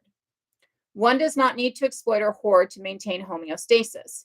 You can absolutely stay alive without exploiting or hoarding. I would posit, in fact, that ensuring others have enough instead of watching them starve might make you happier. Community gives stability to all and removes that hole inside you you're trying to fill with gold. The United States continues to have put laws in place to ensure landlords follow the most basic of human ethics. Continues to have to put laws in place to ensure landlords follow the most basic of human ethics. Yet those laws focus on protecting the landlord's hoarding and not the tenant's life. This is seen the moment any law, like a moratorium on evictions due to a pandemic, is lifted. Landlords say, we don't have to be decent anymore. It's legal now to evict you when the rent is 2 days late during the winter holidays, even though you've been working with us for the 9 months we were paid your rent in advance.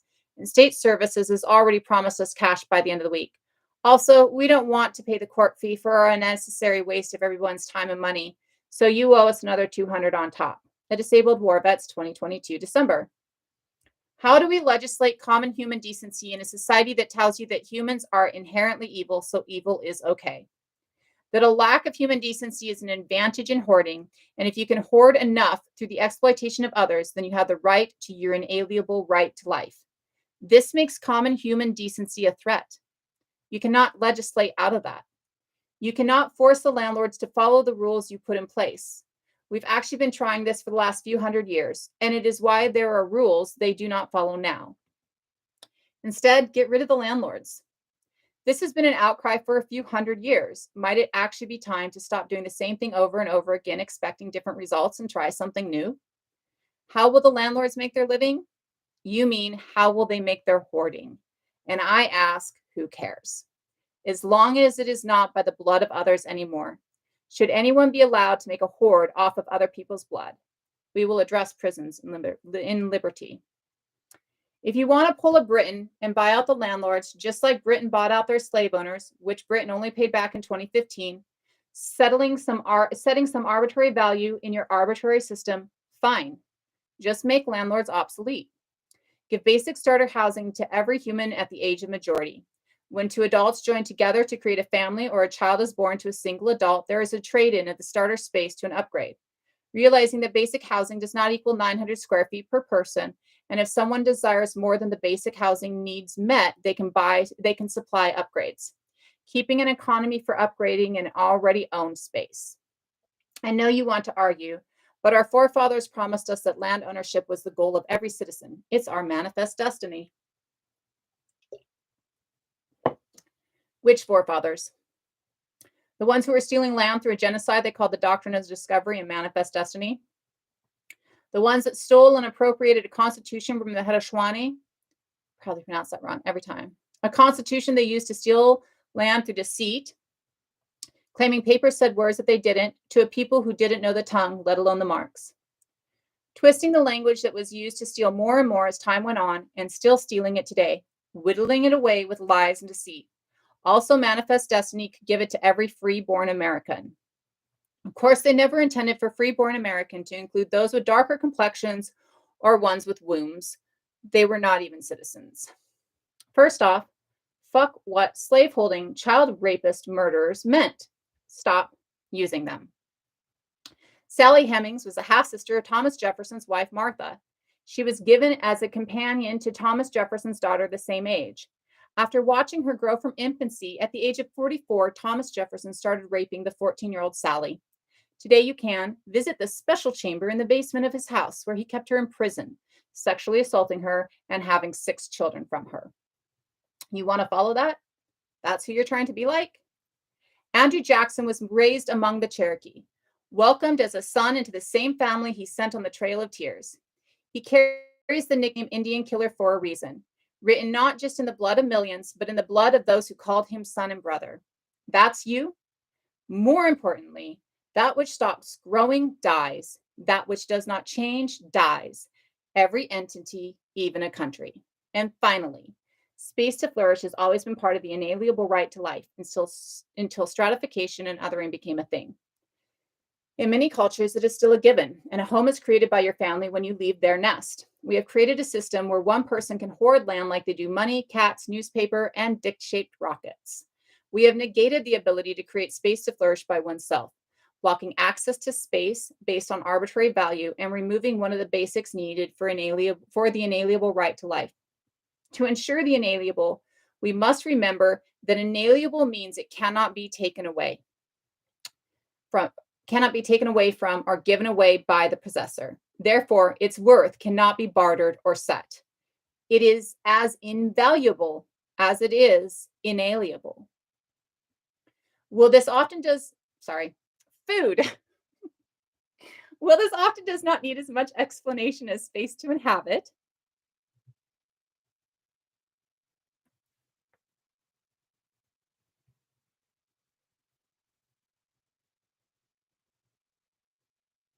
Damn, that's hard. Okay. Well, this often does not need as much as an explanation as space to inhabit. I do not think many people are aware of the depth in that singular word. First, I want to touch on electricity because it pertains to both this topic and the prior. Electricity was discovered, not invented, and currently is being harnessed and regulated. We pay people to harness it, or rather to run stations that harness it. Corporations sell the harnessing of it at exorbitant, arbitrary prices. They can do this because electricity has become a staple for providing 2 parts of the right to life. Shelter, space, home is important. And if you've created one, you cannot heat, cool, or cook in it. It won't serve you well or long. At a time when climate extremes are giving us 116-degree summers and 8-inch snow winters in spaces that have neither on record, the ability to cool and heat your space becomes a priority for life.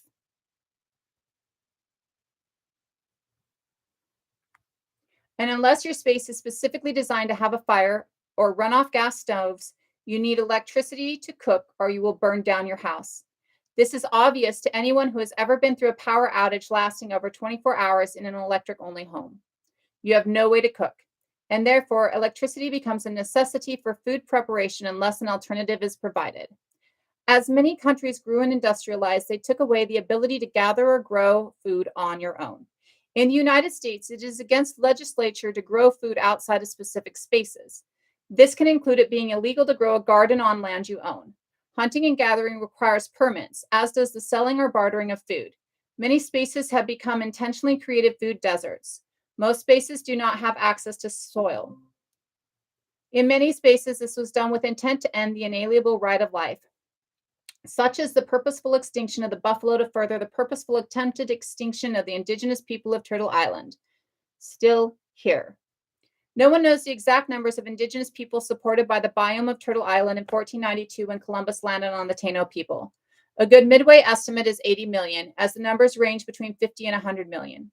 The Taino people are believed to have been upwards of 10 million, though the conservative estimates state 2 million.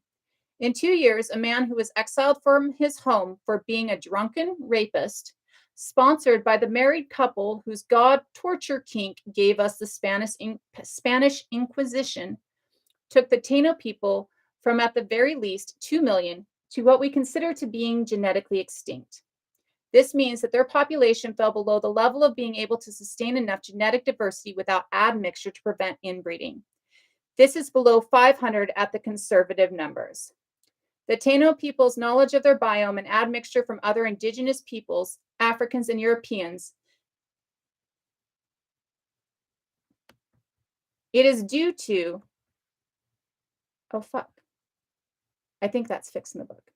It is due to the Taino people's knowledge of their biome and admixture from under their indigenous peoples, Africans and Europeans, that the Taino people survived. Columbus landed in 1492, documented returning to Spain with a cargo of vast riches that included 9-year-old girls to serve as sex slaves for the large pedophilic population in the Spanish ruling class, and returned to Turtle Island in 1493 to finish the functional genocide of the Taino people, whose resilience through that genocide is why they are still alive today, still here. Between the two trips, with a voyage from Spain to Cuba in 10 weeks,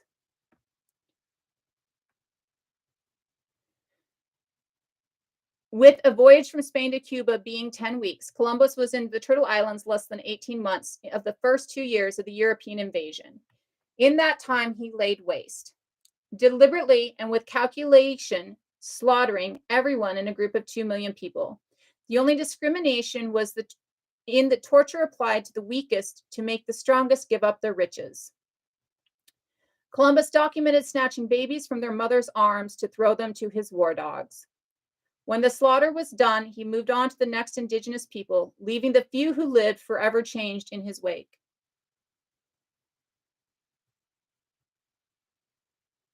That is an average of 31,000 people a day. 31,000 people a day. I want you to sit with and honor that number for a moment. 31,000 people a day slaughtered in your community as you watch. Propaganda, Anderson, propaganda. Your parents, your children, your siblings. The land runs red with blood. Breathe in that knowledge and sit with this for a moment. Give honor to the memory of their pain. Breathe.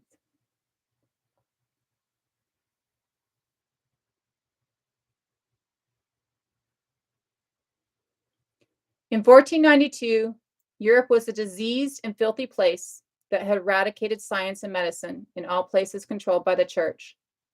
God does not want to be questioned, and medicine is saving someone God obviously wanted to take anyways.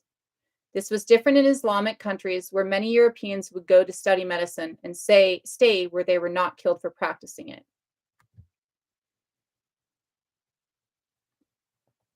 One of the issues with cities founded on Western agriculture is that disease runs rampant in cramped spaces where water is not used not for hygiene, but for agriculture because there is no natural irrigation. Water becomes a hoard. Even the one disease attributed to Turtle Island, syphilis, was found in Europe in the 1300s, so it is a European disease. Having a high hygiene, along with living as a part of, not separate from, the environment, and keeping their adaptations of environment at a footprint minimum, meant Turtle Island was free of most transmissible diseases. After Columbus raped and attempted to destroy the Taino people, the next 100 years along the eastern seaboard of Turtle Island was subjected to raids. Each captain's journal documented a tended garden, an advanced ecology that worked in concert with the indigenous biome to create what is documented by the invaders as a lack of starvation, orphans, disease, and greed. Everyone has enough. Every member of community is valued. In the journals they write, they sing the praises of the indigenous people, lauding them as being close to God in their compassion and innocence. This is the accounting the Europeans wrote as they murdered and enslaved, all before the landing of the Mayflower. Most are aware Squanto knew English, but not that it is because he was captured and enslaved as a young child in these raids. Fortunately for him, he was able to escape as a young man. When the Spaniards arrived on the eastern seaboard, they document the same. Fertile grasslands, tended forest, food on hand at every turn, everyone fed, no deprivation. North to south, east to west, Turtle Island was documented as a tended garden that supported everyone with abundance. Eurasia provided the same kind of abundance to the indigenous people of its space until Western agriculture decided to control instead of tend. We see that wheat, barley, and corn are all husbanded from grains that start roughly the same size of seed for all three, all in concert with their indigenous biomes. This happens in the following manner. I find a grain that I really like, and even Neanderthals is evidence to use grain. And so I gather only what I need and ensure I gather the smallest seeds and leave the bigger ones to create the next generation. I do not plant it somewhere else. I keep it in the indigenous biome that it was created to be in so that it gets the nutrients it needs from the rest of that biome to maintain its own homeostasis. I just guide and tend its growth. Each generation, I take what I need from the least of it and let the best of it grow so that the next generation is better. I harvest when it's time to prune. I do not have to do a whole lot, maybe talk to it a bit. This is early global indigenous husbandry of a flora. I can actually leave this in my yearly travel from winter home to summer home till next fall when I return to this home and harvest my now larger wheat. Corn was allowed to stay in its biome within its community biome, listened to for what it needed, and most indigenous sciences also give knowledge of splicing plants. Wheat and barley were planted and forced to comply with a biome where all other nutrients have been removed. Instead of tended and encouraged, it was reaped and sown. Our first evidence of a city is Ain Ghazal along a fertile river valley in Jordan. This is about 10,000 years ago, roughly 5,000 years after the start of grain tending along the Nile, and a couple thousand years into the small Western agriculture farming by individuals in the Fertile Crescent. Starting a stratified city based on agriculture, they stripped the fertile valley and replaced it with rows of grain that turned the fertility into sterility, while the herding of a heavily bred domestic animal population ravishes the hills, destroying the biome. Stratification testing fail, because stripping an indigenous biome and replacing it with a singular species strips the soil of all nutrients. Again, biomes are created to work in concert as an entire being. When you remove all the parts that work together, leaving only a handful, all dependent on the parts you've removed, how can they subsist? Western agriculture refuses to listen. I often think on the fact that wheat, barley, and corn start the same size. Corn stays with indigenous husbandry and tending. Wheat and barley become the foundations of Western thought, placed under strict, depraved control. And if size, in fact, matters. Western agriculture fails in this, its first testing of sustainability. As it fails all subsequent tests along the way, and as it fails today in present-day Turtle Island. A perfect example is California.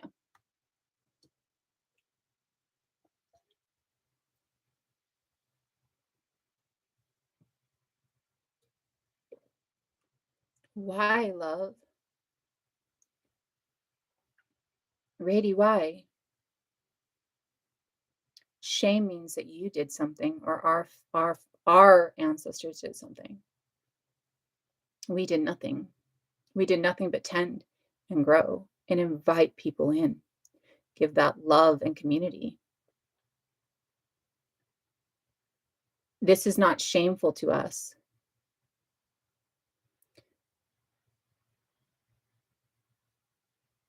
This is not our shame, honey.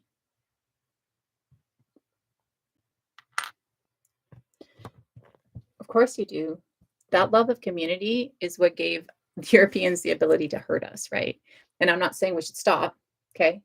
I'm not at all saying that we should stop, right? We should absolutely continue along the same lines we're doing, and we should continue to be a loving and inviting people in a group. That is, I think this is the best way to explain it. I spent most of my life being gaslit. And when I left my last husband, I went, I'm the problem, because I had been taught I was the problem. I'd already tried to put myself in a mental hospital because I thought I was the problem, right? Right. And so when I did this, I decided to go and research, right? To find out what was wrong with me mentally, that I couldn't remember things the way people kept describing them to me, right? That I was remembering them completely wrong and obviously making up stories in my head about people. And I researched and found gaslighting and realized gaslighting. And then I realized that I have been dealing with narcissists. And then I went, well, how do I stop bringing narcissists into my life? Because I'm done. Like, I've spent most of my life thinking I was the insane one, right? How do I stop attracting narcissists? So then I went and looked for what attracts narcissists. How am I attracting these? And on the list of what attracts a narcissist is, and I need you to hear this next part the most. On the list of what attracts a narcissist is having rose-colored glasses, being naive, um, seeing the positive in everyone, and compassion, and empathy. These are the things that attract a narcissist, because if you have those things, then it means that you're going to feel compassion and empathy for the pain that they've suffered. And so you're going to ignore the torture that they're putting you through, right? And so I went, oh shit, well, I don't want to attract any more narcissists. So I have to change all this shit. And then I looked at the list again and I went, I love these things about me. These are the beautiful things about me. It is a beautiful thing about me that I see the positive in everyone, right? So I don't want to change these things about me so that I no longer attract narcissists. I want to learn how to spot the narcissist and remove them the minute I spot them. Okay. This is the important part. This is not our problem or our fault.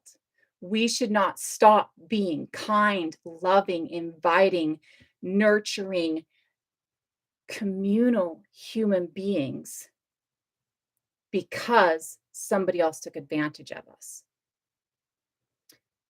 The fault is not on the people whose love and kindness was taken advantage of, but on the people who took the advantage. What we can do is, now that this has happened, understand that this exists in the world, because we really didn't understand it beforehand. Our communities didn't even have rape in them for the most part, because of the fact that if you raped somebody, you violated their rights. And as a woman, your rights were inviolable, just like as a man, your rights were inviolable. So you were removed from the community if you were violating other people's rights, right? In many communities, right? So we didn't have an understanding of this level of atrocity until it hit us full on. That's not our fault. That's not our failure. That's our positive. That's our strength. That is the beautiful, wonderful thing about us. So it is not our shame. It is not our shame for being good people. It is their shame for being horrific people. Okay. Oh, in shock. Okay, thank God. I felt so bad for a minute. I was like, I hope nothing I said made you feel like you should be ashamed that we were positive. Okay. Good, good, because I was worried. I was worried for a hot second. I was like, wait. And there's no shame in that either. And the reason there's no shame in that either is because they've controlled our schooling. They've controlled our education, right? There's no shame in none of us not knowing this, because they've controlled our education.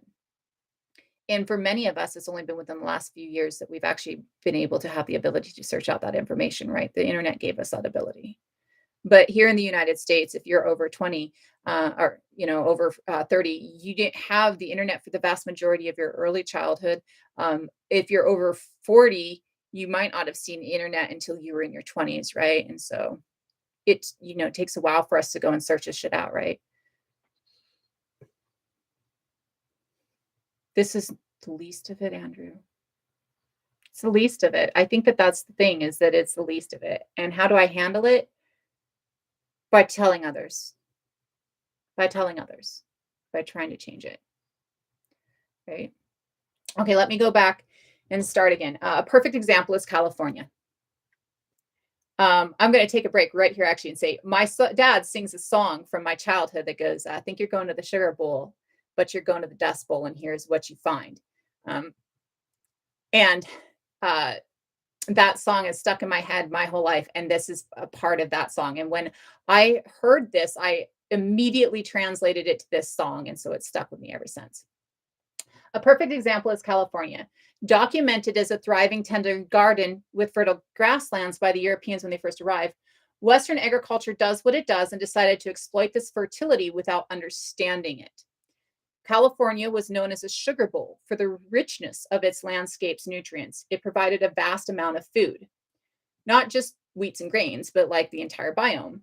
So Western agriculture comes and rips out the grasslands that fed millions, replacing them with an invasive species that leached what nutrients were left till the soil was sterile, and now nothing will grow there. The top layers of soil no longer having the root system to hold it in place when the exploitation was done is what led to being the Dust Bowl today, right? Indigenous agriculture works in an indigenous biome. I'm going to check and make sure that YouTube is still up here. Hey, Alons.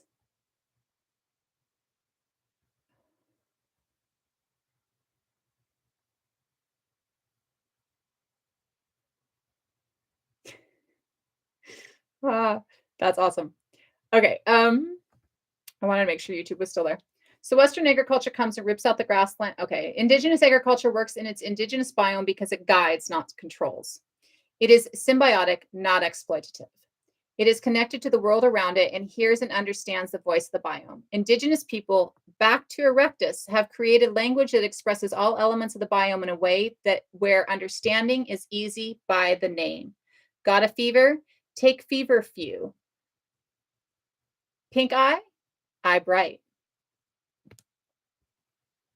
We were once so connected to the space we had adapted to for generations that we knew which plant stopped our ability to conceive and which plant cured the sniffles. By tasting the water, we knew that the salmon were running without seeing a fish. Many northern latitude indigenous people across the globe have a close relationship to salmon, if you are unaware. Many are the people of the salmon. Global are the people of the salmon. Still here. People who are still in their indigenous space where their ancestors have sung for thousands of generations retain that connection in their epigenetics, even in spaces that have been under foreign occupation for 1,000 years. The land sings to you if you listen. Your ancestors' language is coded in the trees, the soil, the animals.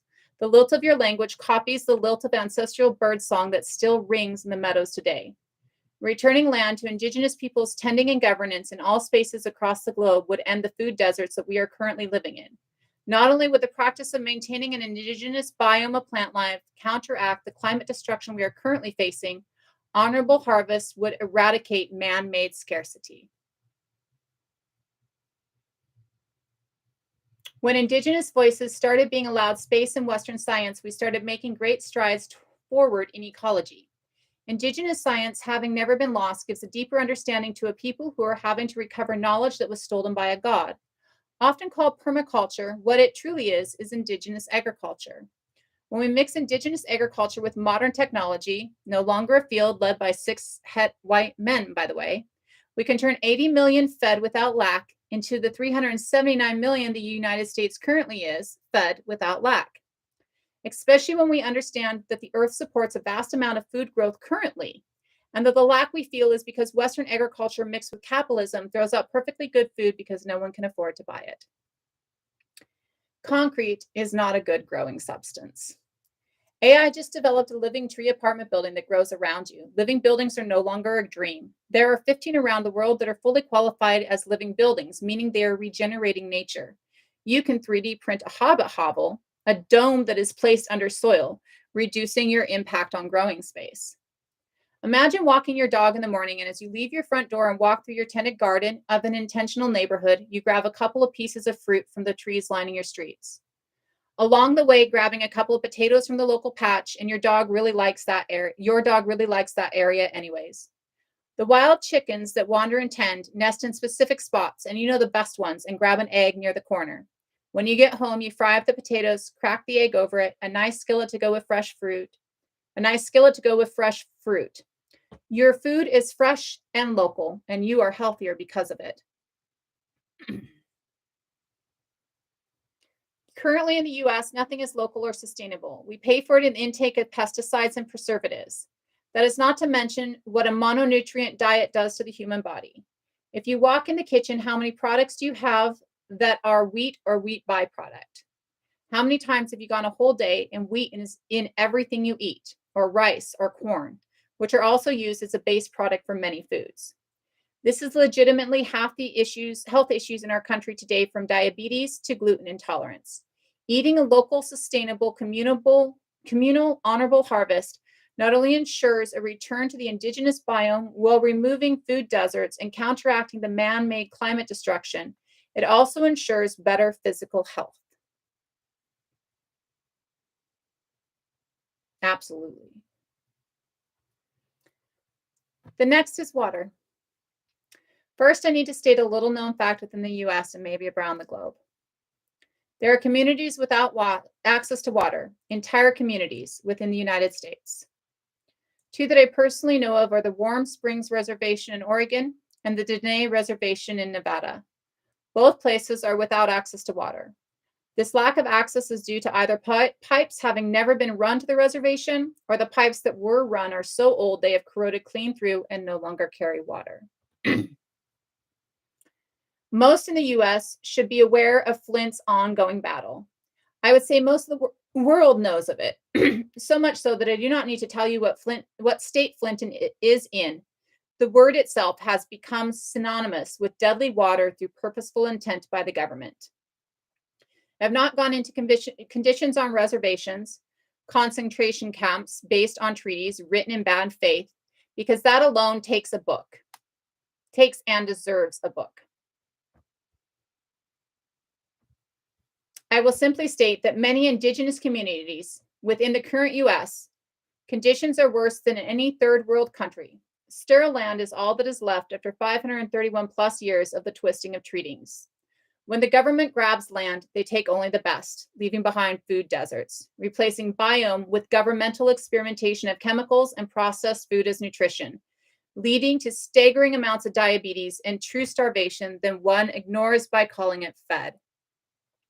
When you take that experimentation causing a high level of disease, made worse by abusive medical treatment, coupled with a lack of water, then top it off with racism that causes the government to murder indigenous men, Chauvin murdered too, and a weird fetish that places indigenous women and children at the highest rate per capita of missing and murdered among any demographic in the US and Canada.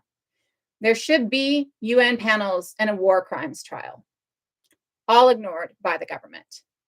Also, that per cap that Turtle Island Indigenous people are supposedly paid by the government, that everyone goes on and on about as if receiving it is a handout instead of less than the minimum owed, usually amounts to roughly $1,000 per person per year in the very few communities that actually receive it.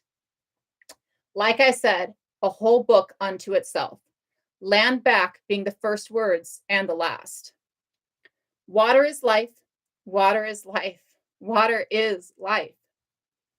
60% of the adult human body is water. It is 90% of our blood. Water is life. 3 days is the length of time a person can go without water, 72 hours. Water is life. And yet you must pay for it when water is life. It is a basic need that you must pay for. Not only do you need water to drink, but you need water for basic sanitation and communal health. On that note, hydrate. I'm not hydrating quite yet. It's still the energy drinks. We need to provide infrastructure that works for water on a broad scale. Learn different ways to clean ourselves and stop the mass consumption of water for no reason. No one needs 10 gallons to shower or to overwater their grass, which provides nothing to the biome. Fresh water is not infinite, and we treat it as if it is not only infinite, but a luxury rather than a requirement. Our final base need to maintain the homeostasis that the right to life requires is air. I know you're going to tell me that air is free, yet Western thought turned time into exploitation, took space from free to regulated, all based on an arbitrary value, and it has recently done the same with food and water, all of which used to be free and easy to access. We must instill this as a basic right to life now before the depletion of oxygen rates and give the dark triad ruling class the idea to charge for it. I do not have all the answers. I do, however, have the ability to ask those who are experts in their fields to help. I cannot budget for us, but there is a really good accountant somewhere here in the US who is up for the challenge. What is my point? Why am I writing this to you? We are 300,000 years as a species and 10,000 years as slaves to narcissistic god kings caught up in their own supremacy. This is not us. How do I know that? Besides the degree in anthropology and the lifelong study of humanity? Because I know we have been innately nurturing, communal, and curious throughout all evidence of our time as a species prior. And the lack of those things has created pain, trauma, and deep depression. Disconnected from each and the earth that was once our co-creation, biome, our perfect space to flourish that provides everything. We feel a deep longing for what could be. And we feel a deep fear of what happens when the governments we support, instill, and keep in place decide we have been taken for all we can give, leaving our no longer exploitable husk to suffer the pain of ostracism. That which could not be traded, bartered away for a brief sense of superiority that didn't make you feel good anyways. It is my hope that if I can bring a free education on this to enough people, we can find our way back to community, to living in a concert within our biome and each other so we can all benefit and grow as a species, as we are supposed to, together. That when you realize the amazing worth you have just by existing, maybe you'll give yourself grace. This is the first installment of a 3-part series on inalienable rights. For free communal education on paleoanthropology, decolonization, who we are, and how we can get back to that safe space of connection with the planet, join me for Widda Ord. Yes, it's out on Amazon. It is 99 cents. They would not let me put it for free. Like, they would not let me charge free. They need to get their money out of it. And that's the lowest that they would allow me to charge on it. So it is 99 cents on Amazon. It is on Kindle Unlimited so that you can get it there. I also put like the first part of it on Kindle Vella. So like if you get that series thing, I'm going to put it out as a series on that.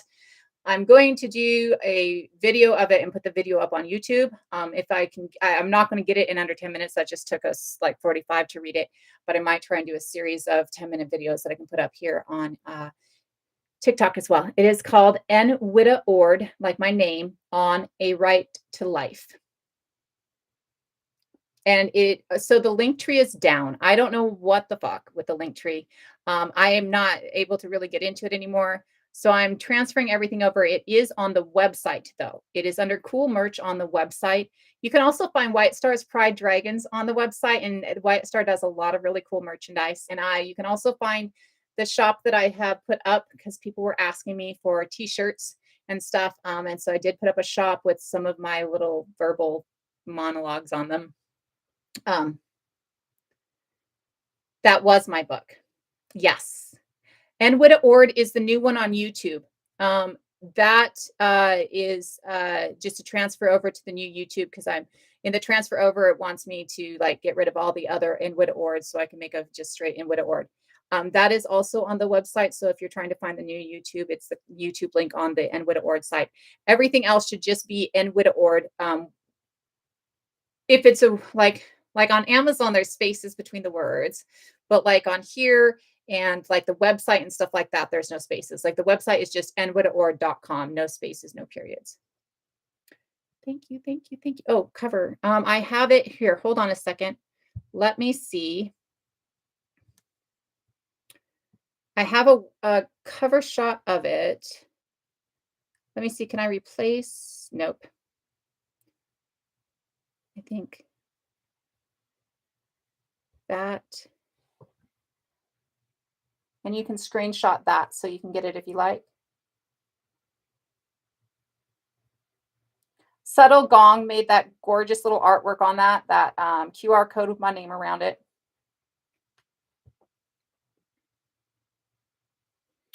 Thank you, Ratty. I do it as much for me. I don't. I didn't grow up in society groups, right? Like, you know, there was a little bit in a couple of indigenous communities in the Pacific Northwest, and then I ended up in the middle of the woods, right? And then I didn't really come back out. Like I came out, but not like really into a community until I was like 12, right? Did a lot of other things in that time. Like there was time where we were in a Muslim camp for like a year. There was time that we went picking for a couple of years, like a lot of traveling. My parents don't like to stay in one place. They still don't. And so there was just a lot of stuff. And I really loved humanity every time I saw it. Like I've always just really loved humanity. But every time I'm in humanity or in a part of humanity, I've been hurt a lot, right? Wasn't taught boundaries as a kid, which did not help. But I've been hurt a lot by humanity, right? I went through my entire time in the military was traumatic. Most of my time within any form of society has been traumatic. I'm weird. And for some people, that's wonderful and beautiful, and they deem it crazy good. But for some people, it's just too weird and they can't fucking handle it. And that's okay until they start becoming attacky or shitty or hurt me because of it, because they just can't handle the difference, right? But for me, there's been a lot of that, right? I was bullied and just harmed a lot, like I've been violently harmed a lot. And I just, so I'm scared. I live in my little house and I stay in my little space so that I don't have to risk being hurt or attacked, right? And I'm working on that. But um, I love human, right? I love humanity. I love our world. I love the mother. I love all the different siblings that I have, right? And I truly view humanity as a whole. I mean, with the global level of the indigeneity within me, like this fact that I come from every space, I really view everyone I see as like a cousin, like everybody's family. I mean, people get weirded out by me calling everybody cousin, but I really view everybody as humanity, as family. And so this is as selfish as it is selfish, right? It serves me as much as it does everybody else. And it's really about, I just want I want to be safe again. I want to feel comfortable again. And I have my whole life felt like this is not right. This doesn't feel right. This feels icky, right? This just doesn't feel right. There's something here, right? And I want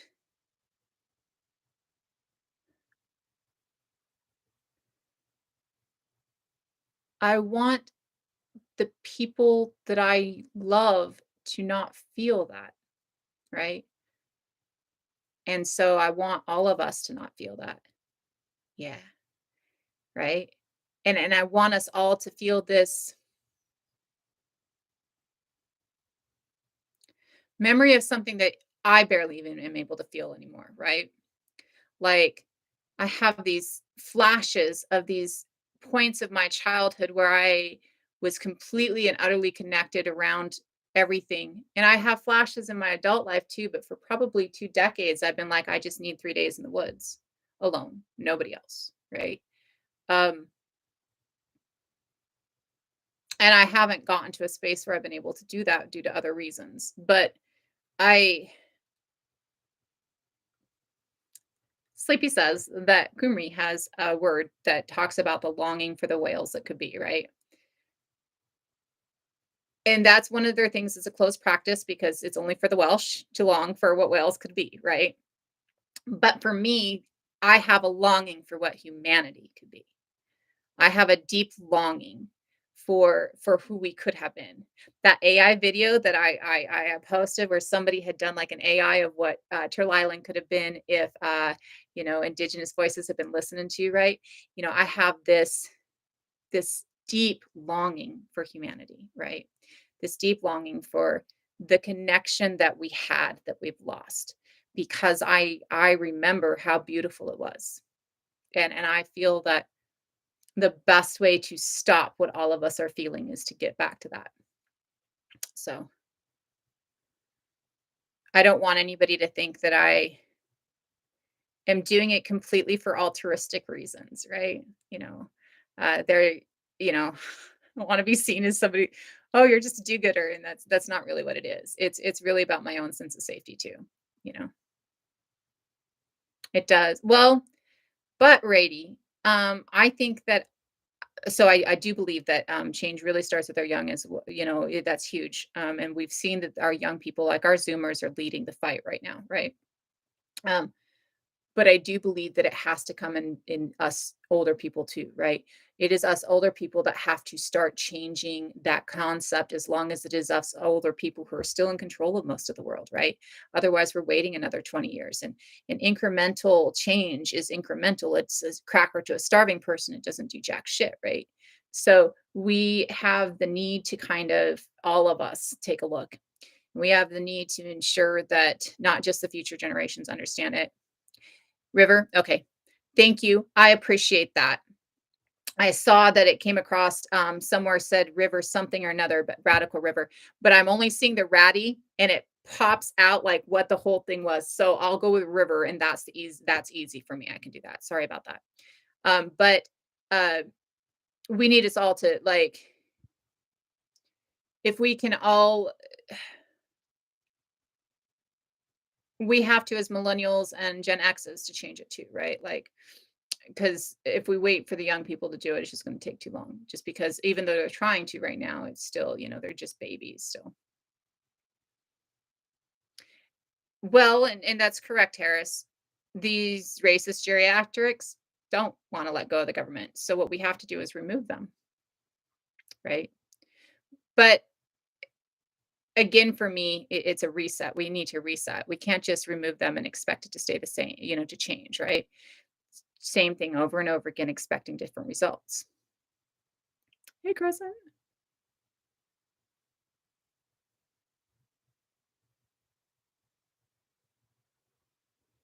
I don't think I'm much smarter. I think that, and this is why I think that I was given bigger words earlier on and given archaeology early on, right?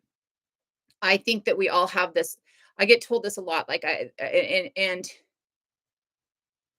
I don't feel like I'm actually more intelligent than most people. I think that my intelligence is probably pretty average. Everything that I've seen actually shows my intelligence is really average. What it is that I had access early on, and so it gave me the knowledge to access deeper. But I would say, River, you're just as smart as I am because as you're listening to these things, you're already there with the concepts. You just didn't have the access, right? You just didn't know, right? And so I would say that you're just as intelligent. It's just that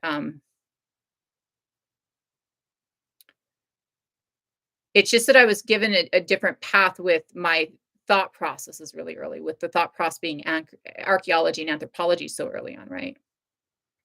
Thank you. I would say that I'm probably pretty good with words. I think words are like my talent. Like I do believe that words are like the gift that I was given. And so I would say that I am probably pretty like I do have pretty good ideas with words. But again, that's because I was reading so early and reading big books so early.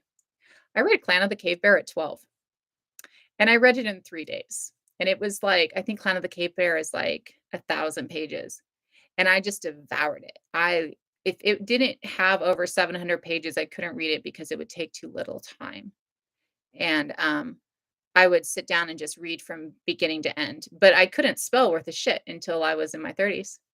And it's only spell check that taught me how to spell. Using spell check in a gaming system taught me how to spell. Right. So Hava in 5th grade, that's awesome. I have read all of the Earth's Children series. Gina Mall, do you know that she got an honorary doctorate from several different schools, including the one that I attended? She has an honorary doctorate from my alma mater, and she is uh, here where I live. She lives actually in one of the suburbs close to the college here in town. And I unfortunately did not get to hear her speak. She was going to come in and do a speaking thing, and then the pandemic happened. But I am fascinated by Gina Mall. I love Gina Mall. And actually, being GNML is kind of my intent, but not with paleoanthropology. That's what Drengersklosion is about, is to be able to kind of put you in the place of a burial, basically, to be able to give you that, like we were doing today with the cave, to be able to put you into somebody's life to feel and live that life, which I feel that Gene Amal did for Neanderthals in a way that nobody had done before. And Gene Amal did it, right? And so for me, that's that goal, is to be able to do that and to create that understanding on that level that she did. Yeah. Well, and she did that without a doctorate, without, like, I don't even think she had degrees in archaeology at the time, right? Or paleoanthropology at the time at all. She has them now, but she didn't have any of the, she had to have not even had them, because if you, like, if I went now and did a book like that and submitted it as a thesis paper, which I've thought about doing, then you can get a PhD off of that. That's not honorary because I've already got degrees in the field, right? So I think that she didn't even have degrees in the field when she started, but she was epic. She's a hero. I'm in love with her. Okay, it is 10:13. I've got to do homework for my mental health shit today. And so I'm going to go ahead and take off and do that. I enjoy these small lives. They're actually a lot of fun for me, and I really enjoy, because there's the communication level that we don't really get in the larger lives, right? Because it becomes either too distracting or because it becomes too trolly, right? So I really love this. So thank you everybody for coming in and sharing your voice and talking with me. It's always very helpful for me. And I adore you guys. And I'll be back tomorrow night at 8 p.m. Pacific Standard Time. Thank you, Fizzle. And I'm going to probably try and get up a reading of the book, but I'm also working on the next chapter. The next chapter will be the right of liberty. And so I am starting working on that so that I can get it. I've got people working editors for me, or working to edit for me. And that way, if I can get it up earlier, it makes it easier for people to edit. And so I'm going to try and get that done this week too. So I'm not sure if I'll have a book up this week verbally, just because of the load I've got going on this week, but I'm working on it. And everything will be on the Widda Ord site as you're looking, so that as new things come up, they'll be there. Thank you guys all so much for joining me this morning, and I adore you guys, and I will see you soon. Bye, guys. And bye to you guys over there as well. Have a great day, guys. I really appreciate you guys. I'm so glad you guys are over here. Remember to make sure and grab the other Widda Ord YouTube so that we can switch over. Have a great day.